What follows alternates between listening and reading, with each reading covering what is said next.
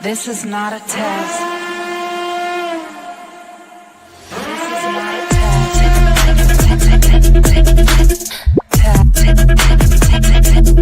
This is not a test. I don't know if you can hear me. This is not a test.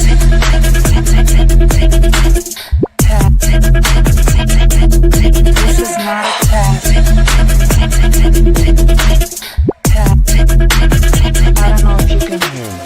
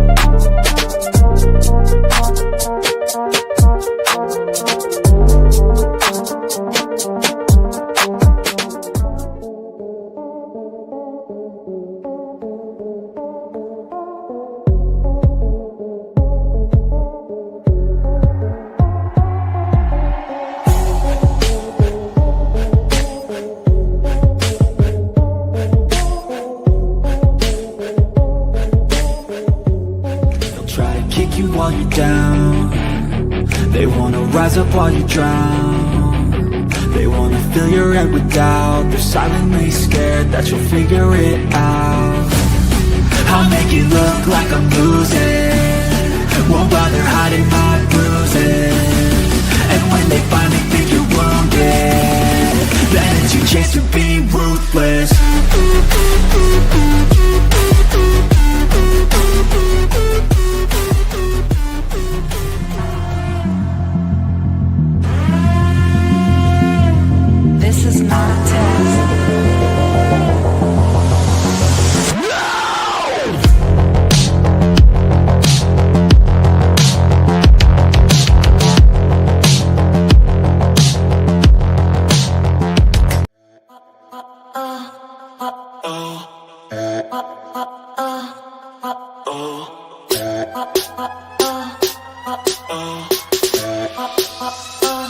Alright, you have the right to remain silent. Anything you say and can will be used against you in the court of law. You have the right to talk to a lawyer and have the present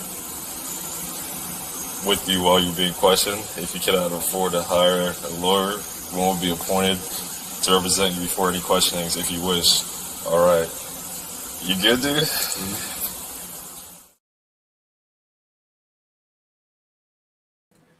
You good, dudes? Everybody good? Yay! Welcome back to the channel. I'm so excited. I haven't seen you guys in so freaking long. And I have a guest with me today. Welcome in, Rubber Ramada. Dang, I gotta unmute to be able to say hello. Good morning, or good afternoon. Gosh, good evening, whatever time of my day. Time doesn't match up to yours. So good afternoon. Happy first day of spring. There you go. That's it. First day of spring. Yes, That's a good beautiful. reason. Abraham is in the house. Hello, Abraham. It's so good to see you. We have Spin. Oh, hi. How have you been? How have you everybody? I missed everybody so much. Dandy's here, Spinster's here, Abraham's here. Hannah, you good, dude? Oh my gosh. You know what I'm going to do? I'm going to go back up here. Allegedly speculating. I saw that you were covering this, and I am here for it too. And I am so excited. And I have a couple of things I want to talk to allegedly speculating about because there's some big news coming out. It made the New York Post in the last couple of hours. And there's a YouTube creator who's in some hot water for some domestic violence situation stuff. And I cannot wait to go over that with allegedly speculating. Jenny Jen, the day one. Hi. So good to see you and your little side-eyed chihuahua. Rupert, thank you for coming. We are streaming live on Kick. It is my first stream over on Kick. My very first stream. I have one mod, and she's up on panel. It's all good. Kick will be kicking over there, and we are also vertical as well, and vertical, horizontal, and kicking it. That's what we're doing today. Southern Cats is here. I'm not early, 7:30. Yeah, it's not early. Queen Lady Wolf, so good to see you. Very, very good to see you. So it might be. Oh, hi, Soviet. Oh, look at that doggy. Look at that doggo with that hat. Oh, It's got what a beauty. A Soviet. That's Soviet dog. It's too cute. Teresa, hello. So good to see you.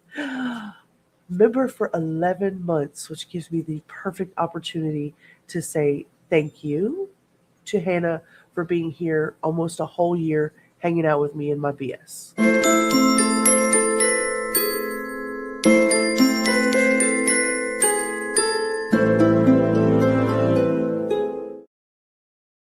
Hannah, as always, for being here. Thank you, thank you. You are appreciated. Yay. All right.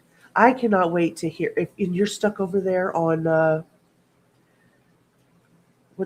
vertical. So if you need a link over to horizontal, let me know. I can get one of the mods to go over there and grab you up and move you over here, and we'll pin that link as soon as they do that.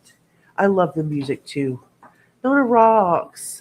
5:35 in North California. It's Friday night. It's after 5 o'clock somewhere. It is 3:20. It's Friday, March the 20th of 2026. We're so close to my birthday. My birthday month. April is coming up, and I'm so excited about that. I know it's about time. I know. Content Angel, you're here. I'm so glad to see you. What am I grounded for? Hannah, thank you. I will come and take care of you. Look at the bees in the chat. A bee in the chat. Your plum trees are blooming. There's Denise. Welcome, Denise. She is the new admin and moderator for As the Gavel Drops Discord with Queen Wolf. So everybody congratulate Denise and let her know if you need a link to As the Gavel Drops, because she is the latest admin over there and she's going to do great things. You're watching us on the big screen. You always give me such a complex, but I'm always so grateful you're here. Her son is in prison too. F. Shanda and her nasty son. I agree with that. Oh no, not a sign of intelligence anywhere, Hannah. You guys are amazing. What part of the country are you in, Dandy? That's right. Knock yourself out. South Carolina. Cindy from sunny South Florida is here too. Welcome in. Welcome in. Guys, I haven't been around. Make sure you check your milestones and see where you're at on those. And speaking of that, I'm going to go over here to the live and gift my 10 memberships. I'm so excited. One second.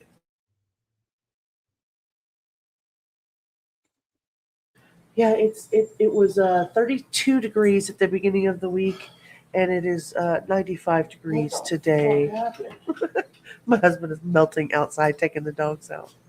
Oh, yeah, it was bad here today too. He's so mad. He's so mad. We walked outside and we're like, man, we got to run to Walmart and get some groceries and grab a bite to eat. And I'm like, man, it's hot out here. I thought we had a cool front yesterday or the day before. It's like all of a sudden, Sweltering heat, sweltering Texas heat. Rubber's in Texas with me too. Yay. Let's see. Oh, Denise is in Rubber Stream. Yes, we're streaming in Rubber Room too. Rubber Ramada Reviews. We are streaming there as well. Yes, we're dual streaming. Witchy Woman, so nice to see you. Twisted Quill, I am so glad that you're here, and I'm happy you're spending your Friday with me. I know you guys could be anywhere in the entire YouTube verse, and you're here with me. Rubber, 14 freaking months? that's what it said. You said check your things, and I checked. I didn't realize it was 14. That's wonderful. Yeah, check your milestones. I love it. 14 whole months.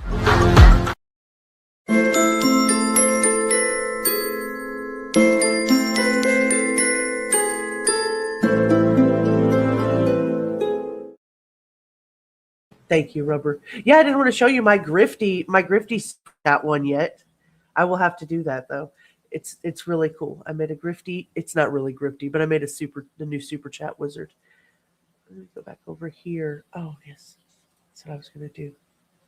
And I know I haven't made my stream yet, but I did hit my 500, and I do want to put Congratulations. that out there that I appreciate every one of you all. That is It's right. that goal, that milestone meant everything to me. I cried. It was happy tears.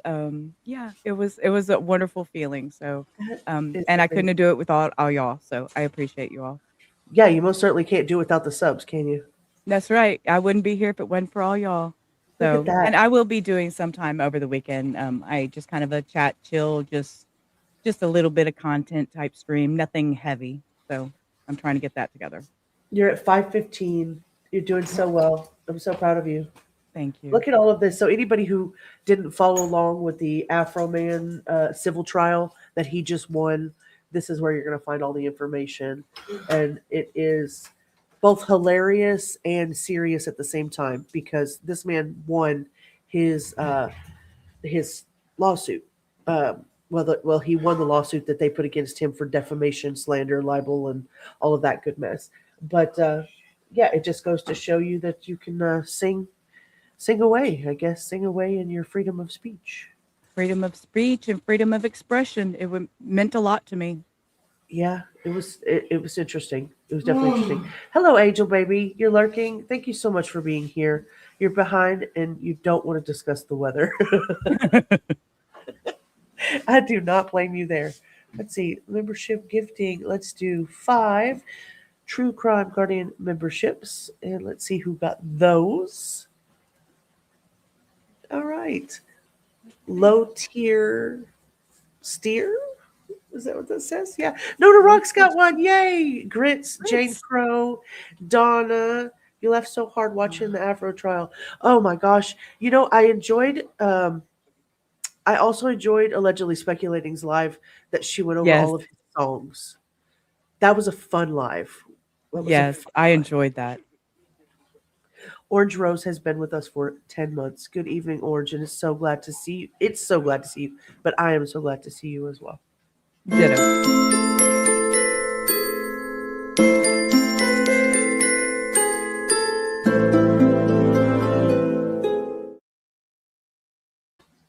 Don't forget, I've also been playing with the emojis while everybody has been out. I don't know if I mentioned that last stream, but feel Oh, free to flood the chat with emojis because we love those here. We love, love, love them. And let's do one more before we get started. Hannah, where's Abellis? Where's Abellis today? Where's allegedly speculating? I know I saw her earlier. Bella's alive. She just texted me an hour ago. Oh, good, good. Crime Time Sheila got one. Tammy, Alpine Arts, Shih Tzu Not, Wesley's Yaya 2024. Congratulations and welcome, True Crime. My husband thinks that's hilarious. All the True Crime Guardian. And then so that now I can show you my grifty one because I freaking love it. This is for my new super chats and accolades. Yeah, that's what it's going to be for you. It's a bird, it's a plane. Smile, it's me, ho. Money make a trend in this bitch dropping C-notes. Oh, yeah, I talk that shit like I walk that shit. Run that mouse, run into that money, I get it back. That's my attitudinal wizard. If you can only see my face, I love it. You love it? Yay, I'm glad. Yeah, welcome all the new members. Thank you guys for being here. Okay, so this is Rubber Ramada's channel. Let's go ahead and drop that in the description here. Rubber Ramada, tell us about your channel and what Rubber Ramada Reviews does.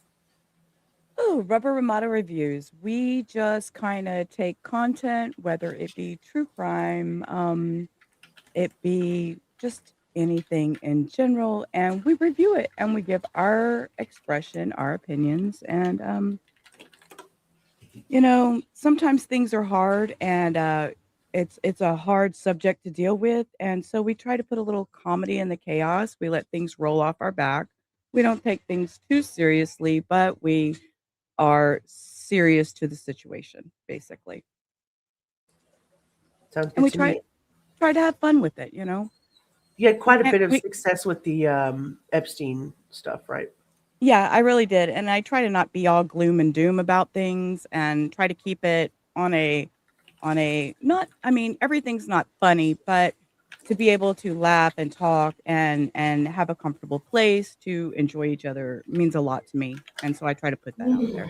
Right, right. Will you be covering any more of Jeffrey Epstein? Yes, I want to do some more, some of the updates and stuff, some of the newer, like with Mendelsohn being arrested. So I haven't reviewed any of that. There's been some more stuff about Sarah coming out and her emotional state. I wanted to go over that. So I just haven't had the time right now. Sometimes you got to cover when you got the chance. Yeah, this could be more I think I'm going to stick with more of the late night types, the 11, 12 p.m. Or Gotcha. 12 a.m. streams for the reasoning for my household. It just works better in the middle of the night. So, Of course. But I don't want to talk too much about me because most of you guys know, and I've set out posts and some of the members on the upper tier. There are there are two channels.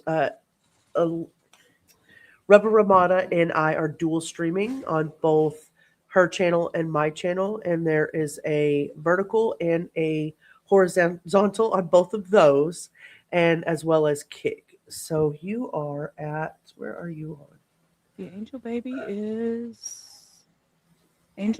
is not in mine. I have Twisted Quill, Cindy, and Content. Angel Baby, yeah, Angel Baby's over in the horizontal. So you're in the right place. You are in the right place. But yeah, two people, two channels. We're doing all the stuff. We're trying this out. Trying to cross stream as many places as we can so we can keep ourselves confused. Yeah, that's what we do. Anyway, so what I was going to say is I know that most of you know the reason that, hi, Angel. Most of you, Britta, here's another mod. This is another mod for As the Gavel Drops. She is so freaking supportive. Oh my goodness, offshore. Where are you taking me? Oh yes, that's one of those lovely Kick little things that come through. He says, "Come to us." Yeah, that's I guess I'm gonna have to bring that up and make Hannah a mod over there because I know she was there. Let's do that. I was just going over there, but I'm not on your. I don't You're have good. You do because you're a mod. Oh yeah, I do. Here it is. All right, I got it. I'm there. All right, let me mod up a Hannah Banana real quick, so she can lay the hammer down if need All right. be. Yep. Indie girl, hi. Britta, it's so good to see you. How have you been feeling? What I'm about to talk about, Britta just went through with her father as well. She just lost her father recently, so guys, send out good vibes to keep her wrapped up. Sorry to hear that. And Indie girl, so good to see you. Hola, amor. Hola, ¿cómo estás? Does my Spanish make you cough? No, I got a new vape today, and I just did it, and it just hit me hard. I'm sorry. Southern cats with the dancing. You're doing okay. You still miss them every day. I imagine you do. So most of you know my nanny went into hospice a couple of months ago, and as things progress, because I did have some time at the beginning, I was able to put a lot more posts out. I was able to do a lot of behind the scenes stuff for As the Gavel Drops and for uh, Seeking Justice and for the channel itself and for some of the creators that I love to work with behind the scenes. And with her going on hospice, it was okay. But then things started deteriorating as it's natural in hospice. And so it's a whole lot. Yeah, she's been on hospice for 2 months already. Almost 3 months. So yeah. Yeah, So that's. I was some gonna of say them, my grandmother lasted about 3 months. So. some of them stay from what we're told. She's about to be 94, so naturally, um, there's a process that happens there. I mean, my goodness, she could live to be 100 years old and still be on hospice. So, Oh yeah. that being said, I don't think that's the direction that we're headed. And my mother and I are both caregiving for her full time.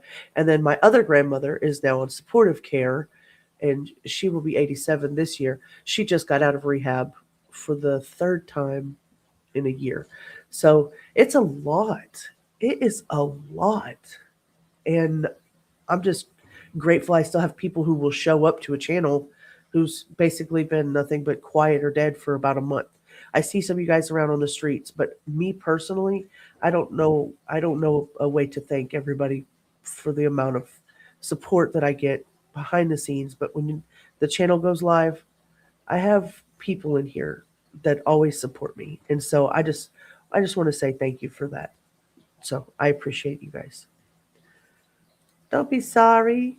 It's okay. Everybody deals with, life and death in different ways, but I like sharing it with you guys because it's a process that I'm going through. So I'm sure everybody has noticed that there's a little change in my attitude sometimes. And I try to be cognizant of that as well. But sometimes I notice it. I'm like, oh, yeah. Oh, thank you so much, Angel. You're so sweet. And I'm so sorry oh, my goodness. You unexpectedly lost your mother in 22. That cannot be easy. I'm so sorry for that. Your dad was on hospice for 5 months. Yeah, it was a few minutes. I really appreciate you guys and the time that I'm allowed over on the gavel to do what I need to do. So, caregiver burnout is real. Yeah, I've seen that on these streets here lately too. Not just me personally, going through the changes, but there's also been a couple of other people where I'm noticing that they're lashing out. Stop. Just breathe. Yeah, there's ways to deal with it, and some of the ways I've seen lately is just doesn't seem to be proper. But It's not the way, yeah. Mm-mm. So Shanda Vander Ark, you mean old thing. Tell me what you know about Shanda Rubber. What do you know about Shanda? What do I know about Shanda? I know that those braids look too tight on her head. We'll start with that. I'm just saying. Justice in the house. Speaking of, yeah, I'm going to make sure that I drop that. I'm so excited that they're here. So excited. This is another one of those people that Discords. keep documents. Yeah, discords that keep documents in my hand. Because if it wasn't for that, I'd have to go and seek out things on my own, which some of us know how to do, but then some of us don't. And so naturally, those type of places are where you want to go. So I'm going to drop both As the Gavel Drops and Seeking Justice, and then the Discord. And if you get a chance, make sure that you bless you. Oh, God bless you. That was my husband. I heard him. That's his Iraq cough and sneeze. You know what? You're going to have to do that because I cannot drop, for some reason, the link for Seeking Justice. I can't do that. Mhm. Invite to server. Copy. There you go. Why? Here's Seeking Justice. What the heck?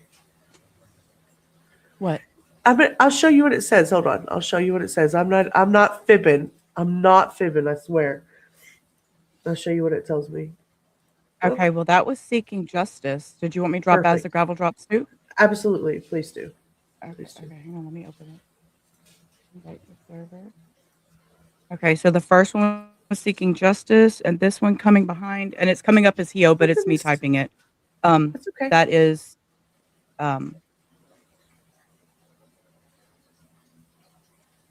second one is As the Gavel Drops. First one is Seeking Justice. Thank you. What a day, Helly. Hello, What the hell? allegedly. Do you see it where it says recipients will land in counting and fetching your friends list because it's a private server? Get the hell out of here. Well, then why did it let me drop it? I don't know. It likes you better. I'll have to go see. I'm a freaking astounded.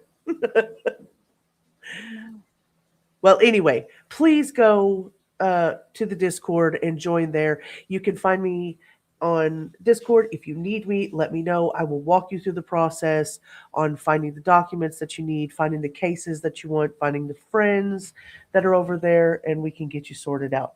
This week, I can't take on any more endeavors. So this week, hi Tammy.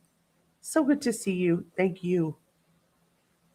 What the hellion? What the hellita? What the helliberry? You're a mess. Let me take this out here. Anyway, so go on with your Shanda Vander Ark knowledge. What do Okay, you got? so Shanda Vander Ark. So what I know about her is her and her son Paul took it upon themselves to actually, in my best word I can use is abuse. Murder. Yeah, murder. The Timothy by starvation, by mistreatment, by cold water baths, by hot sauce on bread. She was just a disgusting human being. The body cam video of her being arrested when the cops came to, well, the cops come into her house and her acting all stupid and innocent. Her and Paul moving the body. I've seen the video of the heartbreaking part that was not shown to the public but is now released of Timothy in the closet. It was the most horrendous video I'd ever seen. Mhm. Starvation and torture, or starvation is it was pure torture. Yeah. That video, I regret watching it. Is that on YouTube, you mean? It was a YouTube video, or are you talking about an off YouTube? I found it on You're talking about Reddit. an explicit video. Understood. Understood. Oh I yes, was going to say, and I have not seen that on YouTube. No. I have seen the video, and it was awful. It was horrendous. I seen it on Reddit, and I like I said, it was something I regret actually watching. But after watching it and knowing and seeing what I saw, I have no sympathy for either one of these two. Either one of them.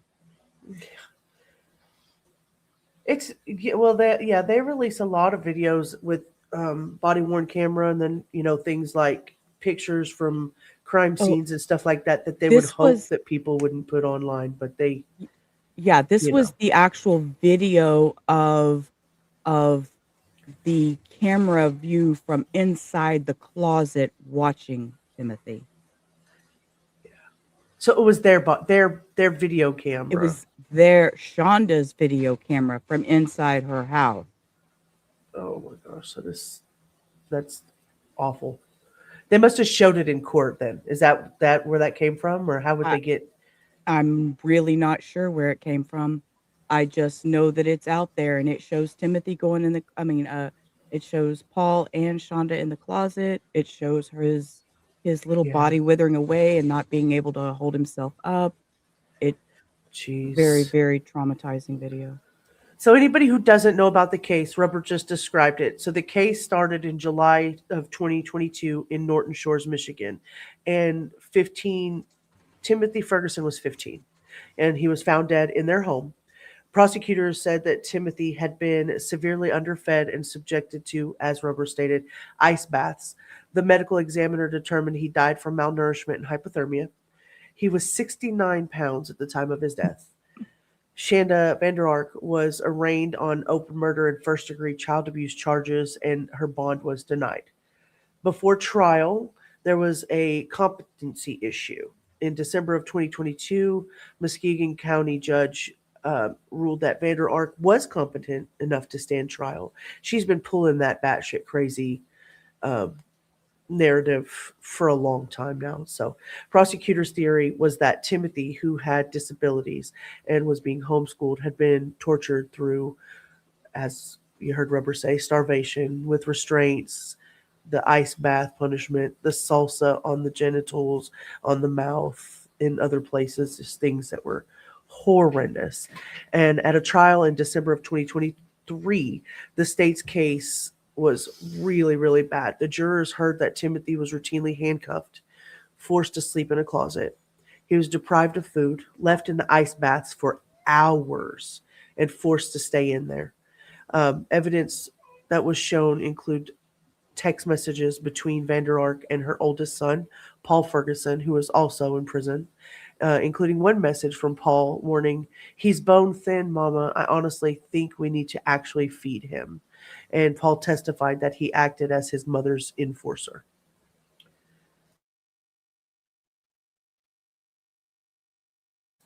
Vander Ark testified and tried to shift blame onto Paul. What a coward, right? Shifting Yeah. the blame onto her oldest fucking son. Like, although I don't have any sympathy for Paul Ferguson, don't get me wrong, none whatsoever. At his age, even with some of the mental things that he had going on, I think that he was perfectly aware of what he was doing. So, yeah.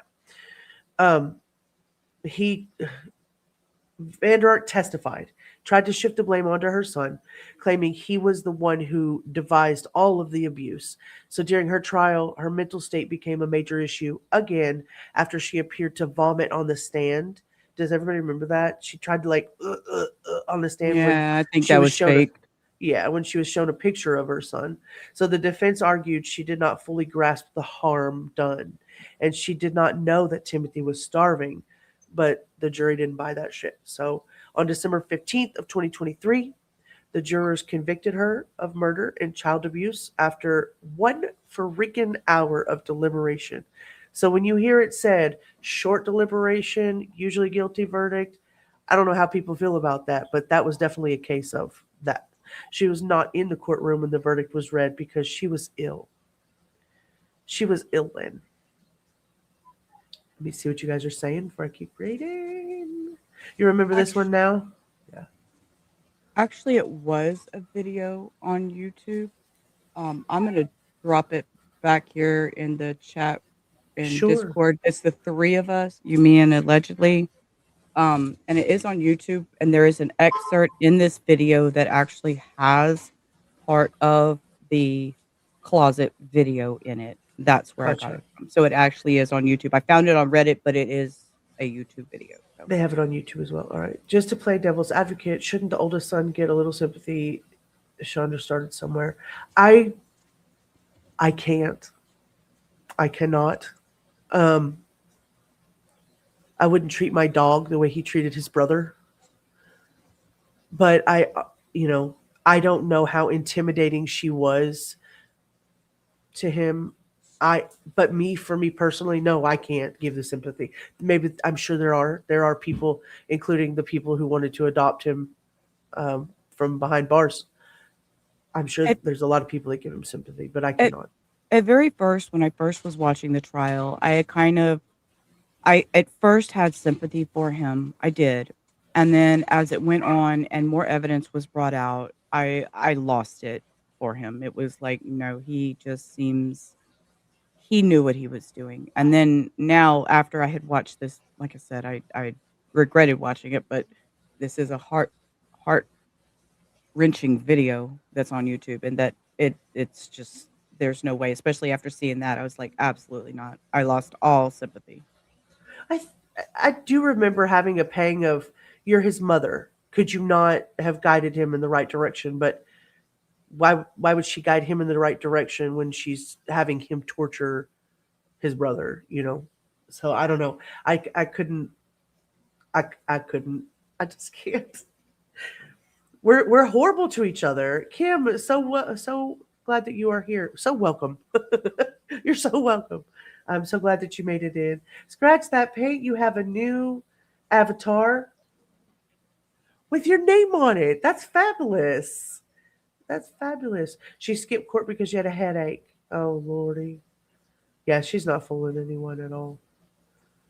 She's not fooling anyone at all.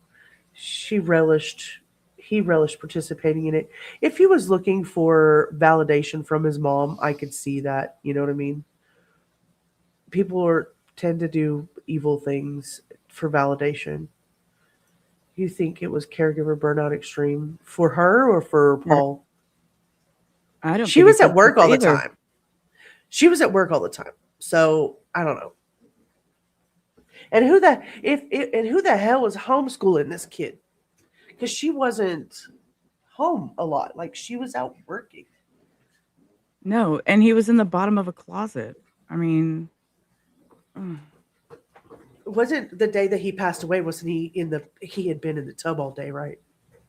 he had been in the tub all day. They put him in the Yeah. closet, and he had passed in the closet, and they pulled him out and adjusted his clothing. Yeah. Before the police got there. When Paul and the other 3 kids were removed by CPS, she suggested she and her husband at the time give up on those kids and start over with new babies. She's such a piece of shit. And she wasn't even supposed to have him. Yeah. The custody was supposed to be with his father. The closet was in his bedroom. My God. So let's see, where was I at?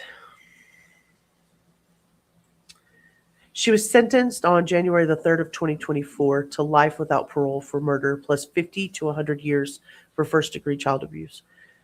Judge Matthew made clear he viewed the conduct as torture, not discipline. Paul Ferguson later pled guilty to first-degree child abuse, and in February 2024, he received 30 to 100 years. The post-conviction fight started in 2025.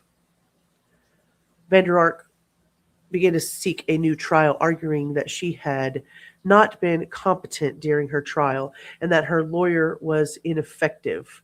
And I posted something. Can you do me a favor if you have Discord open? Will you post that link for that Ginther hearing in the back chat so I can pull it up? The post-conviction fight started in 2025, and Vander Ark said that she had ineffective counsel, basically. On July 25th, he rejected the incompetency argument, finding she knew and knowingly waived her right to be present, and describing her claimed memory lapses as convenient and self-serving. But he did not shut the door completely. He said there were legitimate issues about defense strategy and allowed an evidentiary hearing on ineffective assistance of counsel. She acted like a whole ass. She acted a whole ass in there. Oh, hi. You're talking. Don't call me names, Abellis. That's rude. What did you say to put in back chat? Hector was talking to me. The Ginther hearing from Michigan. From last time? No, the one that I posted to you that has explained the Ginther hearing. Abellis called me her favorite disgusting person. Hannah, put your nuts up. What the fuck did she do to her hair? Wait till you see the side profile. It's all I'm sorry that I was laughing at her. You cannot see Abellis? I don't know where are you at, Abellis? Come on over to the dark side. Oh, not me. Oh, okay. Oh, yeah, and for y'alls that are just dropping in, we're dual streaming, so whether you're on Hio's or mine, you just all come over and hang out in Hio's, whatever, it doesn't matter. We're all just kinda Yeah. dual streaming together, so. Yeah, and if you want to hang out with Hannah, I think Hannah's sitting over there and Kick too. Make sure you drop that link if you'd like, Hannah, so you don't have to be alone. In case YouTube ever goes down, Kick will be the place to meet. And Yes, absolutely. a lot of our creators, a lot of our Chroma creators are moving over to Kick. And so allegedly speculating, and Rubber and I thought it would be a good idea just in case in case YouTube doesn't like us anymore. That's plus there's a lot of freedom of speech over there that seems to be working out. So Teresa says she couldn't access her bank account because it required two-factor authentication from her laptop, which was confiscated. This is when you put your pinky in your mouth and you do the $1 million laugh, like, oh. Serves you right, bitch. She's in the prairie braids. Oh, goodness, yes. Yes, we're all building the Kicks. Yes, that's it. True Crime Hio. That's me. Freedom of speech, who'd have thunk it? And they have such good. I did actually put in the emojis over on Kick already, so I think they'll come up. Does Kick allow normal words? Yes. And okay, let me dispel this myth. You can say murder on YouTube. Okay? You can say it. It is allowed. It is allowed. Yeah, there they are. The voodoo doll and my picture that's ever so tiny. So it's a perfect catfish photo. It's perfect. The live, the hand hearts, the devil ears, the crown, the cherry, the broken heart, the wings, the mic drop, the full on heart, my heart hands, and my name. Yeah. Thank you so much. The Wizzy, the knife for stabby stabby, I'm dead, and that's perfect. You can say anything you want, and they have animated emojis. Yeah, we should work on animated emojis. I haven't done that yet. We could do that. Yeah, we could. I just stuck 3 of them. I was just learning, and I just stuck 3 of them in mine just to figure it out, so. You hear Tally in the background, and my husband's trying to tell her to be quiet. Tally, I hear her. Tally, the chat does not want to talk to you right now. We're trying to do a live. We are. I would turn on my camera and show you, but my hair's a mess today. So my baby, say hi to everybody. Tally Bean. Tally Bean is now 4 months old as of the 17th of this month. Mwah. And she is big as ever. She is 25 pounds. She is 25 whole pounds, and she is big. And she's trying to get to the mic. Hi, Tally girl. All right. Can you go play with the boys, please? Don't tell her that. She'll go Hannah play with says- the boys. Hannah says you are misunderstood, but I say you're a pain in the butt. I say she's a goddamn menace. She is a menace. I hear Mr. Hio back there. Mwah, Tally. Oh, Bella's made her way over to Kick. I'm surprised, Bella's. I'm so happy. She is misunderstood. Oh, yes, the Ginther hearing. So let me go over here and show this tab. So she put in for a motion for a new hearing for inadequate or misrepresentation. And in Michigan, they have what they call a Ginther hearing, which is the Ginther hearing that we heard today. So if your legal representation in your initial trial was inadequate, you can file a motion for a Ginther hearing and challenge the court's decision. This is one of the lawyers that is able to do that, and I was able to find them. If you need a Ginther hearing, this is who you guys need to go to. I am promoting Grable and Associates, although I am not being paid for that. But if I were, and anybody in Michigan who needs them, please make sure you contact them. They help you with the post-conviction process and present all of the arguments that help you fight for yourselves. And basically, this is the reason that I posted that. There we go. Termed after People versus Ginther in 1973, a Ginther hearing is an evidentiary hearing granted when a defendant claims they received ineffective legal representation in their case. A successful Ginther hearing could result in a new trial and even a better case outcome, which makes it vital to explore this and other post-trial motions After your Michigan conviction, like any other post-trial motion, it is very difficult to change your results through hearing, and only by working with the best possible defense attorney can you give yourself a chance to obtain a better outcome. So there's that. That is the definition of a Ginther hearing.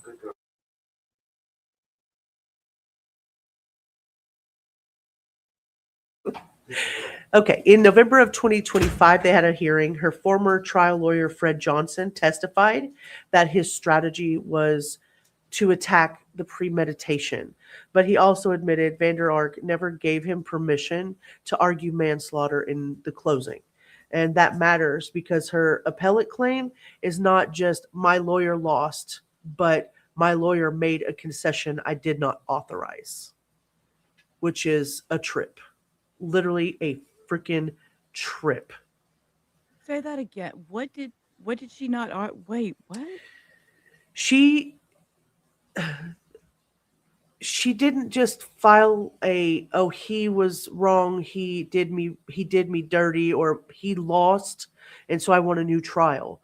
What he did was he made a concession to argue for manslaughter that she did not authorize. She basically did, she didn't give him permission.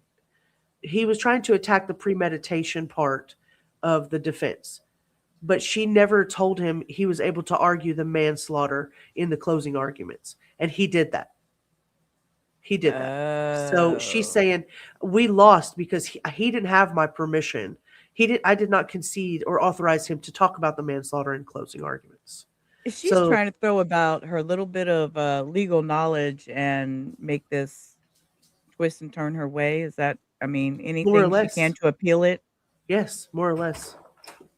More or less. That's gross. Yeah, she thinks she's a great lawyer. She could have defended herself. Let her pro say that shit. She'd have been under. Hey, Angel. K-Swan's here too. Hey, K-Swan. Oh, K-Swan's here. I did not see that. Where are you? Hi. Welcome in. So good to see you. Oh, she watched Matlock. That's why she'd be a good pro se.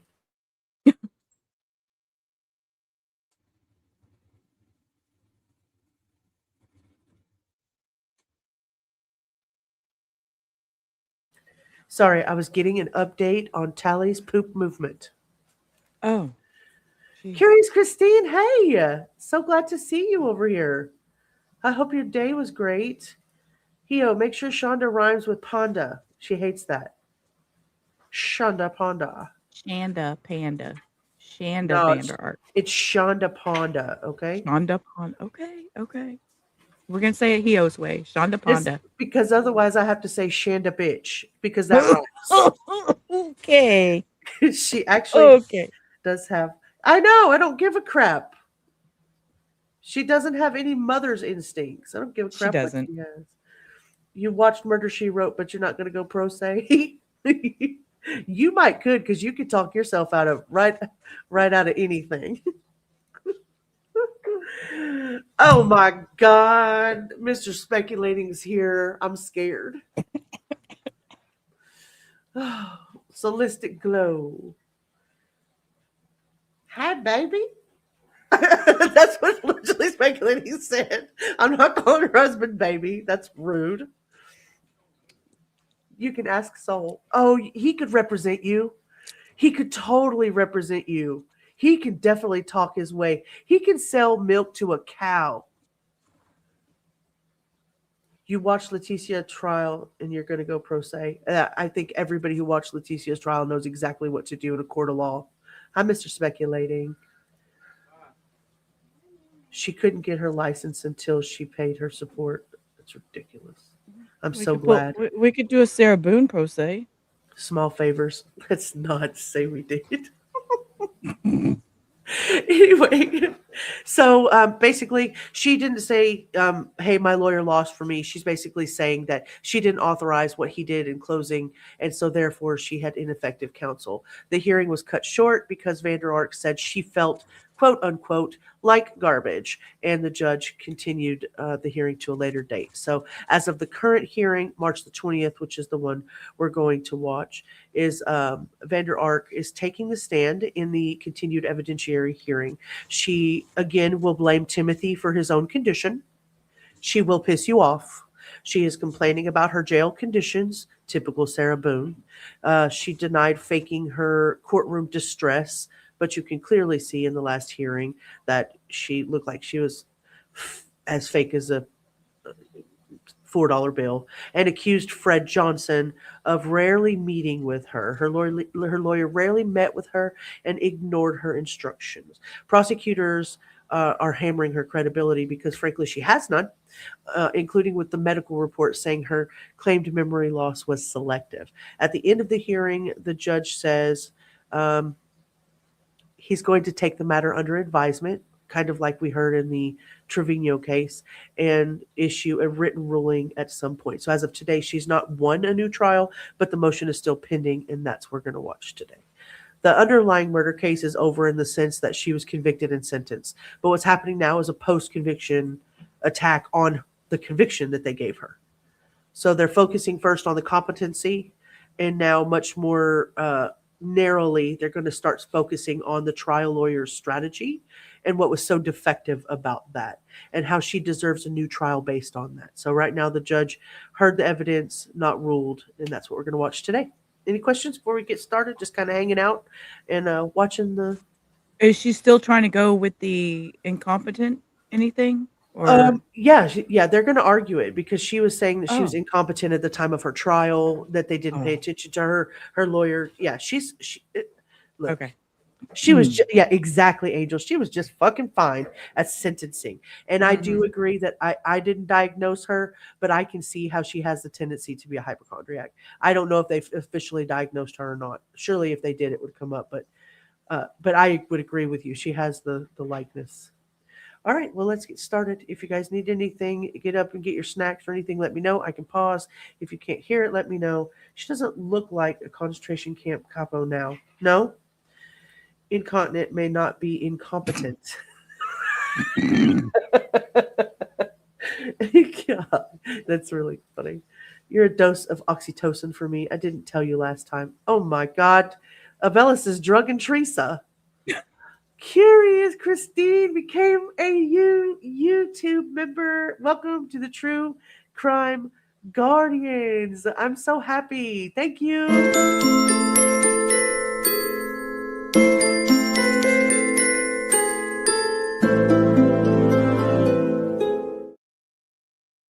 That deserves a Friday pizza.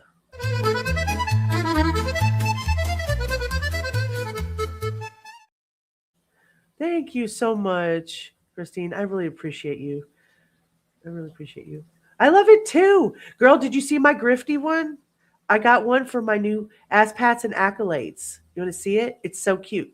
This is when I get the super chats and when the chat starts buying me cookies. It's a bird, it's a plane. Smile, it's me, ho. Money make a trend in this bitch dropping C notes. Oh, yeah, I talk that shit like I walk that shit. Ran that mouse, run into that money. I love it. I know. I love it too. It's like when you start talking shit about my money, I'm just going to play that. And it has like the clap, clap. I just love it. It's great. And the wizard is very, very happy. Very happy wizard. I'm happy to be here with you too. All right, let's get started. We've already been here chit-chat for over an hour. People are going to get bored. Let me make sure I got it up. Because sometimes she'd be quiet. All right.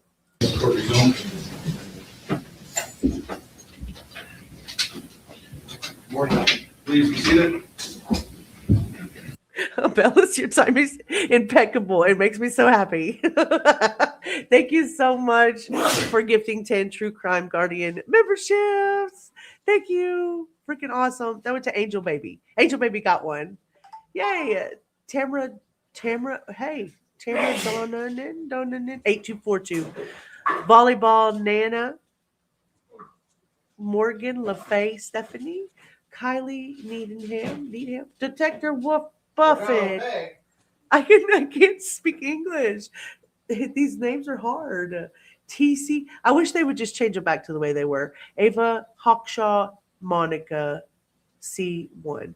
Thank you very, very much. I really appreciate that so much. Okay, now my grifty super chatty. I'll just do that one. It's a bird, it's a plane. Smile, it's me, ho. Money make a trend in this bitch dropping C notes. Oh yeah, I talk that shit like I walk that shit. Ran that mouse, running to that money. Miss Abella's dropping C notes. Clap, clap, clap, clap, clap. Thank you so much, Abellas. Welcome all new True Crime Guardian membership recipients.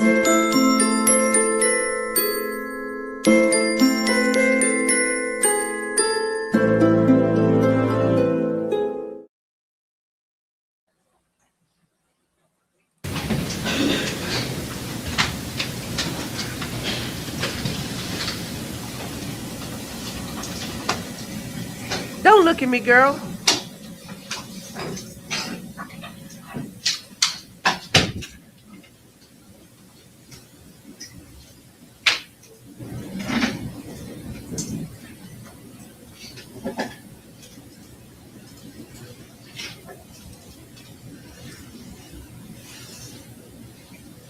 Right, before the court is filed 2023-110-FC, State of Michigan versus Shanda Vander Ark. Are you Shanda Vander Ark?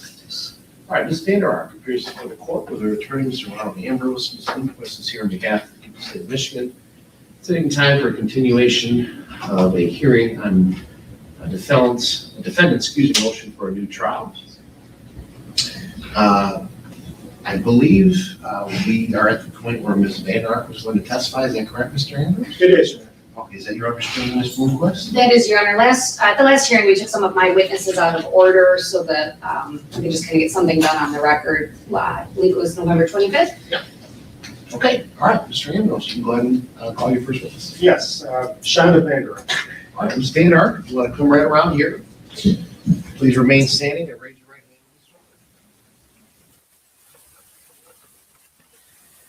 Coffee Galaxy, welcome in. So nice to see you. And on a grab seat, please state your name for the record, spelling your first name and last name. Shanda Vander Ark, SHANDA VANDER space capital ARK. Okay, go ahead, Mr. Ambrose. And Ms. Vander Ark, you are the defendant in this case, is that correct? Yes, sir. And your attorney at the trial court level was who? Fred Johnson. Fred Johnson. And when did you first meet with Fred Johnson? About the case, the day after, 2 days after I was arrested. Okay. And can you tell the court what your conversations were with Mr. Johnson? That first day, we just kind of talked in general. We said from day one that I was going to have to testify. So we talked about that. He talked about he was putting together a team to work on it. And I remember one thing of all the weird things to remember. He asked me what. I was about to say, I just said that, Rubber. I know. That's why if I type, I've been typing in the YouTube part of it, not in the StreamYard, because when I type, it types all three of us saying the same thing. Or all three. You twice and me once. So Yeah, her StreamYard hair ain't got that figured out. Strangely Curious is she's so delicate with their words sometimes. It's strangely fuzzy atop. It's really So cute. polite. She is polite. She hangs out with this crowd. She's the one who keeps some of us in check, because I'll see her when you're doing Afro Man, and she's like, "I'm old school. This is just way out of pocket." It was really good. Her hair makes my head hurt. You're new here. You just subscribed. I'm so happy for you. Thank you so much for being here with us. We're a good group of people. Glitter is Forever's here too. Yeah. We watch SKR, well, a lot of times for the Sarah Boone coverage, because where else, Well, there's tons of people that do good coverage of Sarah Boone, but SKR is top notch. My favorite TV show was, and he was going to have an intern watch it and then come in and tell me about it every week just to have that time. But there wasn't a whole lot of specifics that day. We were just talking he asked about my mental health. And Was there any a point in time that you ever conceded your guilt in this case? never. Did you always relay to Mr. Johnson that you were not guilty? Yes. Right.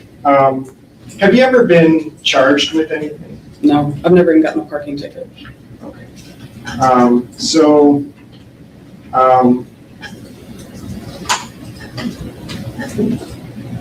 you have testified in this case, correct? Yes, sir. Prior to testifying in this case, had you ever testified before? Yes, sir, when I was a kid. Or how old were you? Oh gosh, from age 8 up through, I think about 16 was the last time my biological father tried to get visitation or custody of us. Okay. Welcome in. Nice to see you, Jackie. Was being charged in this case, can you describe your mental health immediately after being charged?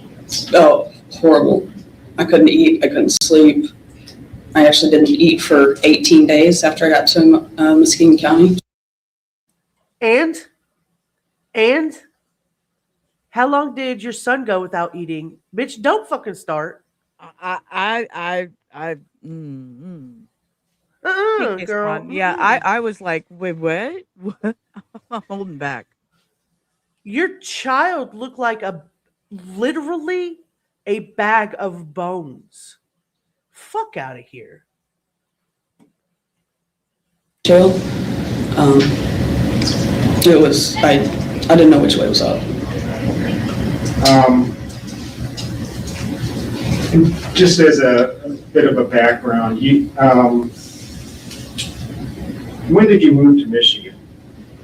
Oh gosh, 2015, I think. Okay, and my little guy was like 6 months old. Okay, so it was, who moved to Michigan with you? It was my late husband Adam and little man and myself. That was it. Okay, and at some point Paul comes to Michigan? Yes. Do you recall when that was? He had just turned 18 and graduated high school, so that was 2020. It was in the middle of COVID.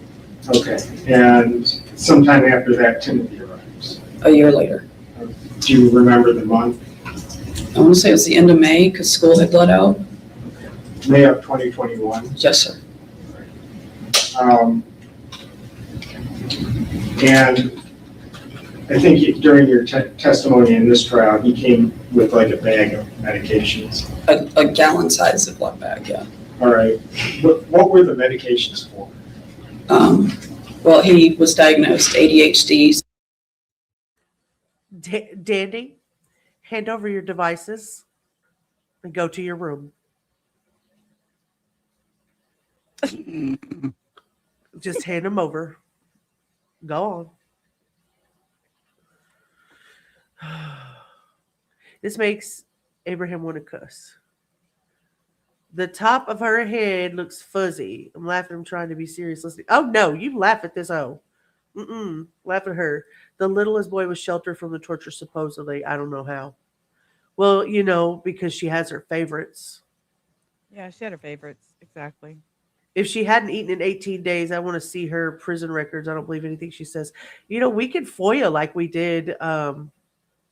did behavior records with Sarah Boone, I believe. Now, Florida's more forthcoming. I'm not sure about Michigan. I'm not sure. I'll have to get together with a couple of people and see if we can get that. I would love to foil. I would love to foil her plans. It would have worked had it not been for those meddling children. My plan to take over the world to be a good lawyer would be great if I had not had to starve my children. What did she do? Oh, Lordy. You'll have to back up. I just back up just a little bit, about 10 minutes, 15 minutes or so, and I went over the whole case from start to finish, and that'll tell you. But basically, her 15-year-old son was tortured and starved till he died. Yeah, it's brutal. I wonder if we can get Leticia's behavior. Yes, you can, I believe. She's in Colorado, right? Yeah, I believe you can. I don't know. Otherwise, everybody probably would have been going over them already. These are good questions. I don't know. They've gotten a few of Leticia's phone calls. So phone calls, yeah, different from her. Is that different from? Okay, I didn't know that. Well, the behavior records don't come out at the same time the phone calls do, and I don't know. We'll have to look into it. Maybe. How dare her say she went hungry? That really angers me. She doesn't know what hungry is. She doesn't. She's chunkier than ever in this. I mean, you could see her. She's chunkier than she ever was before. Yeah, it's pretty brutal. Yeah, I'm sorry. It is sad. You're over in vertical. If you want to hang over out in horizontal where we are, you're welcome to do so. Just let me I know. dropped the link. I went over there and Okay. dropped the link. So, There yeah, we if you go. want to come hang in horizontal, that's where everybody's chatting. But we SKR appreciate you does being have here. melodious tones. I agree. It's a great chat to be in when he does lives. She deserves everything she got. She put herself on that stand. Yeah, I agree. I agree.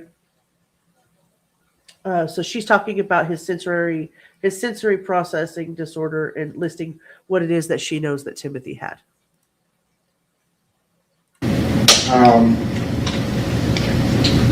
And I think during your testimony in this trial, he came with like a bag of medications. A gallon size Ziploc bag, yeah. All right. What were the medications for? Well, he was diagnosed ADHD, sensory processing disorder, bipolar, and on the autism spectrum, but he was very high functioning. And so that was, he had, I don't remember the name of any of them really, but there was one that made him like a zombie that he took twice a day. And I think there was probably 8 or 9 medications per day that he was taking. Why did he move to Michigan? I got a text from his dad one day that he could no longer deal with him, that Timothy was pushing his buttons, that if he did not come to live with me, my ex was going to put his hands on him. And so in May of... And asked me to take him, yes, and I took him. From May and when he first arrived, what was his behavior like?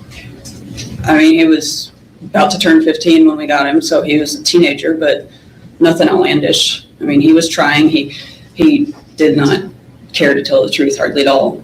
There's no point in asking him a question pretty much the whole time. But he would do stuff. He took my youngest toys at times. He broke a couple of them, and then he took some stuff from Paul. But like it was just typical teenage. It wasn't anything that we couldn't handle. So. Look at Abellis is already throwing voodoo dolls. Throwing voodoo dolls. She's fibbing. She's flat out fibbing. She's giving him extra diagnoses. 1. Yeah, how many of the diagnoses were due to neglect and torture? 2. I mean, because Dad doesn't sound like a real stellar individual himself, does he? And she says, no, liar, he was going to put him in care. So they were going to try to, put him in a boarding school or in a school away from home because of his behavioral issues. That's not what she said on the stand during the trial. Thank you, Angel Baby. Yeah, she lies. She lies. She lies to lie. So Dad was going to beat him, so Mom starved him instead. Got it. Yeah, they're all liars. Both of them were. Talk about the state of her home. Good gosh, chaos abounded. Yep. Did he have any toys, ma'am, of his own? Yeah, at 15, he should have had something. Instead of Dad doing it, she just decided to do it herself. Yep, I agree. I don't have the boom bop bam, but I agree with all of you. She hasn't changed. She's still blaming her child. All right, Hannah, hurry back. We'll be here, love. The stepmom was the only person in that house who took care of Timothy. She asked her husband, the father, for help, and the father dumped him onto Shanda Panda. Bitch. Yeah, throw them voodoo dolls. In January of 2022, a significant event happens. My late husband Adam had a stroke January 3rd of 2022. Okay. A massive stroke. And how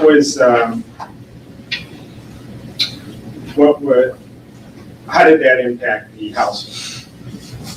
Better question is probably how didn't it? I lost his income. I was already the primary breadwinner, but then I'm the sole breadwinner. We had a babysitting schedule worked out for the little guy, and with Paul and Timothy, at that point we didn't leave Timothy alone with the little one, really. And I was working full time. I was gone because of the location I worked and driving over there and driving back. I was gone from the house 12 hours a day, 5 days a week. So everything just fell apart. I wasn't paying bills on time. I was barely surviving. Was Timothy being watched by your late husband prior to January? Yes, yeah, him and the little guy. And Paul. Why did she wait? Why did she and Paul? She just like throw him in there like he was a damn child. Yeah. Okay. And then the issues came up with the health, and then all of a sudden you thought that Paul was a grown ass man who should be in charge of the discipline of Timothy. Yeah. No. All of a sudden, because you were still gone 12 hours a day, 5 days a week through that whole ordeal. So it wasn't like you changed anything when that happened. Struggling or not, I mean, moms do what they got to do to make sure their children are safe so that they can go to work. People all over the country have to do it every fucking day. Every day. Yeah, but we don't put cameras on him and watch him in a closet and. Oh, Abraham, you're so freaking sweet. Knock it off. I saw Abraham's picture on vacation. He is a cutie patootie too. So he saw the little rubber duckies and he bought them to make you a keychain because it reminded him of you. That's too cute. I cannot wait to see it. Sweet. You waited all day for a grocery order and now it wants to show up. Glitter. That's how it always happens. Anytime you want to do something else takes place. Lots of us or a family member have a health crisis. Good gosh, stop it, Shanda Ponda. She's just full of excuses. Always want to blame somebody else too. No accountability, no self-awareness whatsoever. She does remind me a lot of Diane Downs in some ways. We went over that whole case and talked about her narcissistic personality and the things that, like, there's no self-awareness. We have lots of crafts too. You do a lot of crafts with your children. You do a lot. They're making chapstick as of late, and I'm waiting for mine. I'm waiting for my. By the time it gets here now, though, it's going to be summertime, and so my chocolate chapstick is just going to melt on the way from Arkansas to Texas. I'm going to cry. She made the youngest boy sit outside to wait for his grandparents to pick him up for a visit. She didn't want her in-laws to see inside the house. Teresa is really full of knowledge on this. Teresa paid attention to this case. I thought she's filling out stuff I've forgotten about. If you can watch, I have said from the very beginning of meeting Teresa, she's on point. Let me just put it that way. We're all parents. Yeah, we all had to parent through shit. Absolutely, no conscience whatsoever. None. Definitely getting the voodoo dolls for this bitch. Yeah, I agree. Nobody wants to put an alarm on their child so that they don't move. Yeah, nobody does that. Nobody does that. You can't figure out how to get the strawberry flavor to incorporate in the oils and beeswax. Oh. Hannah, are you back? Welcome back. Welcome back. I think you mentioned that in your direct testimony, this was around Mother's Day of 2022. Timothy was about 104 pounds. Mm-hmm. Is that a guess? Yes. And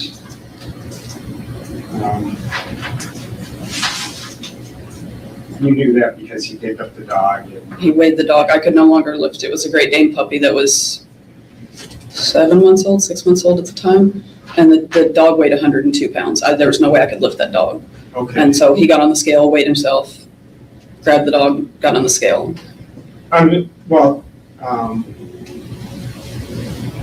What happens from that day until July 6, 2022? I mean, from what little I remember, it was the same thing that had started when the stroke happened. Timothy, I remember a couple times, he flat out told me, he said, I'm going to keep doing stuff until you just let me do what I want. And I said, that's not happening. And it just snowballed. I don't remember a peaceful moment after the stroke for one reason or another. And that's not all on him. I mean, it was just in general, but he certainly created a lot of it. All right, I got to correct some misinformation on my part. So during December 2023, Shanda Vander Ark's testimony says that Timothy is described as having high functioning autism, ADHD, bipolar disorder, and several other mental ailments that she makes up as she goes. So it does show that bipolar disorder was at a minimum mentioned during the first trial. But the caveat is that in the reporting, they said that the description is attributed to Shanda's own testimony and description, not a medical expert or publicly posted exhibit, something confirming that he had this diagnosis. So the careful answer is yes, it was said, but because you can find coverage of it, but is it Shanda Panda making it up or is it real? And a lot of moms will do that to make them, murdering moms will do that to make themselves sound better and make the child appear to be less of a human being.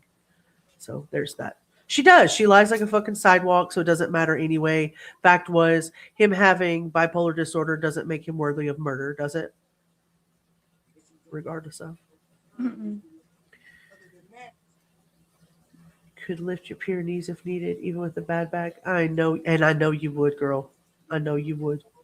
And my ugly thought in my mind was, and this is stupid for me to even think this, but she's complaining she couldn't lift the dog well, so we made the child lighter to lift him. Come on. I mean, I'm just I've got all these horrible thoughts about her and think of her as just this horrible person, and Yeah. You can't. Yeah. I mean, my grandmother is. Well, she was 85 when he brought her down from Colorado, and she got up to 105. I was lifting her safely. Now at 130 pounds with my chunky self, it's a little harder to lift her dead weight. If she's if it's dead weight like off the floor. I don't mean dead, but dead weight, like hopefully Yeah. people understand that without because I realize how weird that sounds. But it's really a lot harder to lift her off the floor at 130 pounds than it was at 105. But 102 pounds is doable. Oh God, Abellis. Abellis makes me feel things when she says it. Your son is autistic. He does have an eating issue, but my son has his own snack drawer. I make sure he eats whenever he can and will eat. Right, let them eat what they want. They've already got problems enough. I don't know, unless they're overeating. But we have such control issues in this country. We have such control issues. I'm going to be careful where I walk there because people will take that the wrong way too. The dog weighed more than the child. She also claimed she was a professional dog trainer. I was about to say, I have questions. Glitter. You're 4'11" and 130. You're chunky. It's a little, it's not too bad. She's 4'11" and 130. So I couldn't pick you up off the floor, but I could pick you up out of the wheelchair if need be. Berating him in his last minutes. Yeah. She was actually quite big when she was sitting on the step talking to the police officer. I think I saw you say that earlier, Jackie. Yeah, she wasn't no skinny mini. There's a possum in the woods. Oh, Lordy. He dies on July 6, 2022, correct? The month before 16, When are you arrested? July 7th. And are you immediately taken to the Muskegon County Jail? You mean on the 7th? Yes. Yes, from the North Shores Police Department. Okay. What were your conditions like in the Macomb County Jail or Muskegon County Jail? It was awful. I was on max security solely because of my charges, so I was isolated completely by myself in a room. When you say max security, what was it like? You're in a room by yourself. You only have the option of getting out of the room into the pod 1 hour a day, so you're locked down 23 hours a day. Well, was anybody stepping on your chest and holding you underwater while you were in lockdown, Sweet Pea? How about putting salsa on your genitals? Were they doing that while you were in lockdown? I only could come out an hour a day. Well, how many hours a day did Timothy get to come out of the closet or go outside and play? Right. What kind of break did he get? Because, you're complaining about petty little shit and you're still here. So sympathy minus 12. Yeah, Abraham. I hate this woman with a passion. Lord, forgive me, but this woman deserves no redemption and isn't worthy of walking among us. To still think she is innocent is beyond comprehension. I agree with you. You got to go get rid of it. It's eating my breakfast eggs.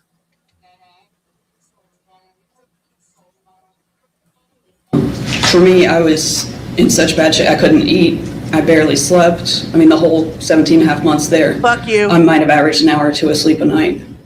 And there was no mental health treatment. I mean, they tried a couple of meds, but they did nothing. And I kept asking to speak with the doctor, because it was always a social worker. And she said, oh, you're on the waiting list. And I guess the waiting list was longer than 17 and a half months. But let me ask you something, chat. I know we couldn't obviously work in a position I could not work in a position with people like this in any point of authority for them, because I would take my personal beliefs on what they did and I would use it against them wholeheartedly. I'm telling you right now, I would. Would any of you be able to work as an advocate for this woman, or work not even as an advocate, but as a person, like a jailer?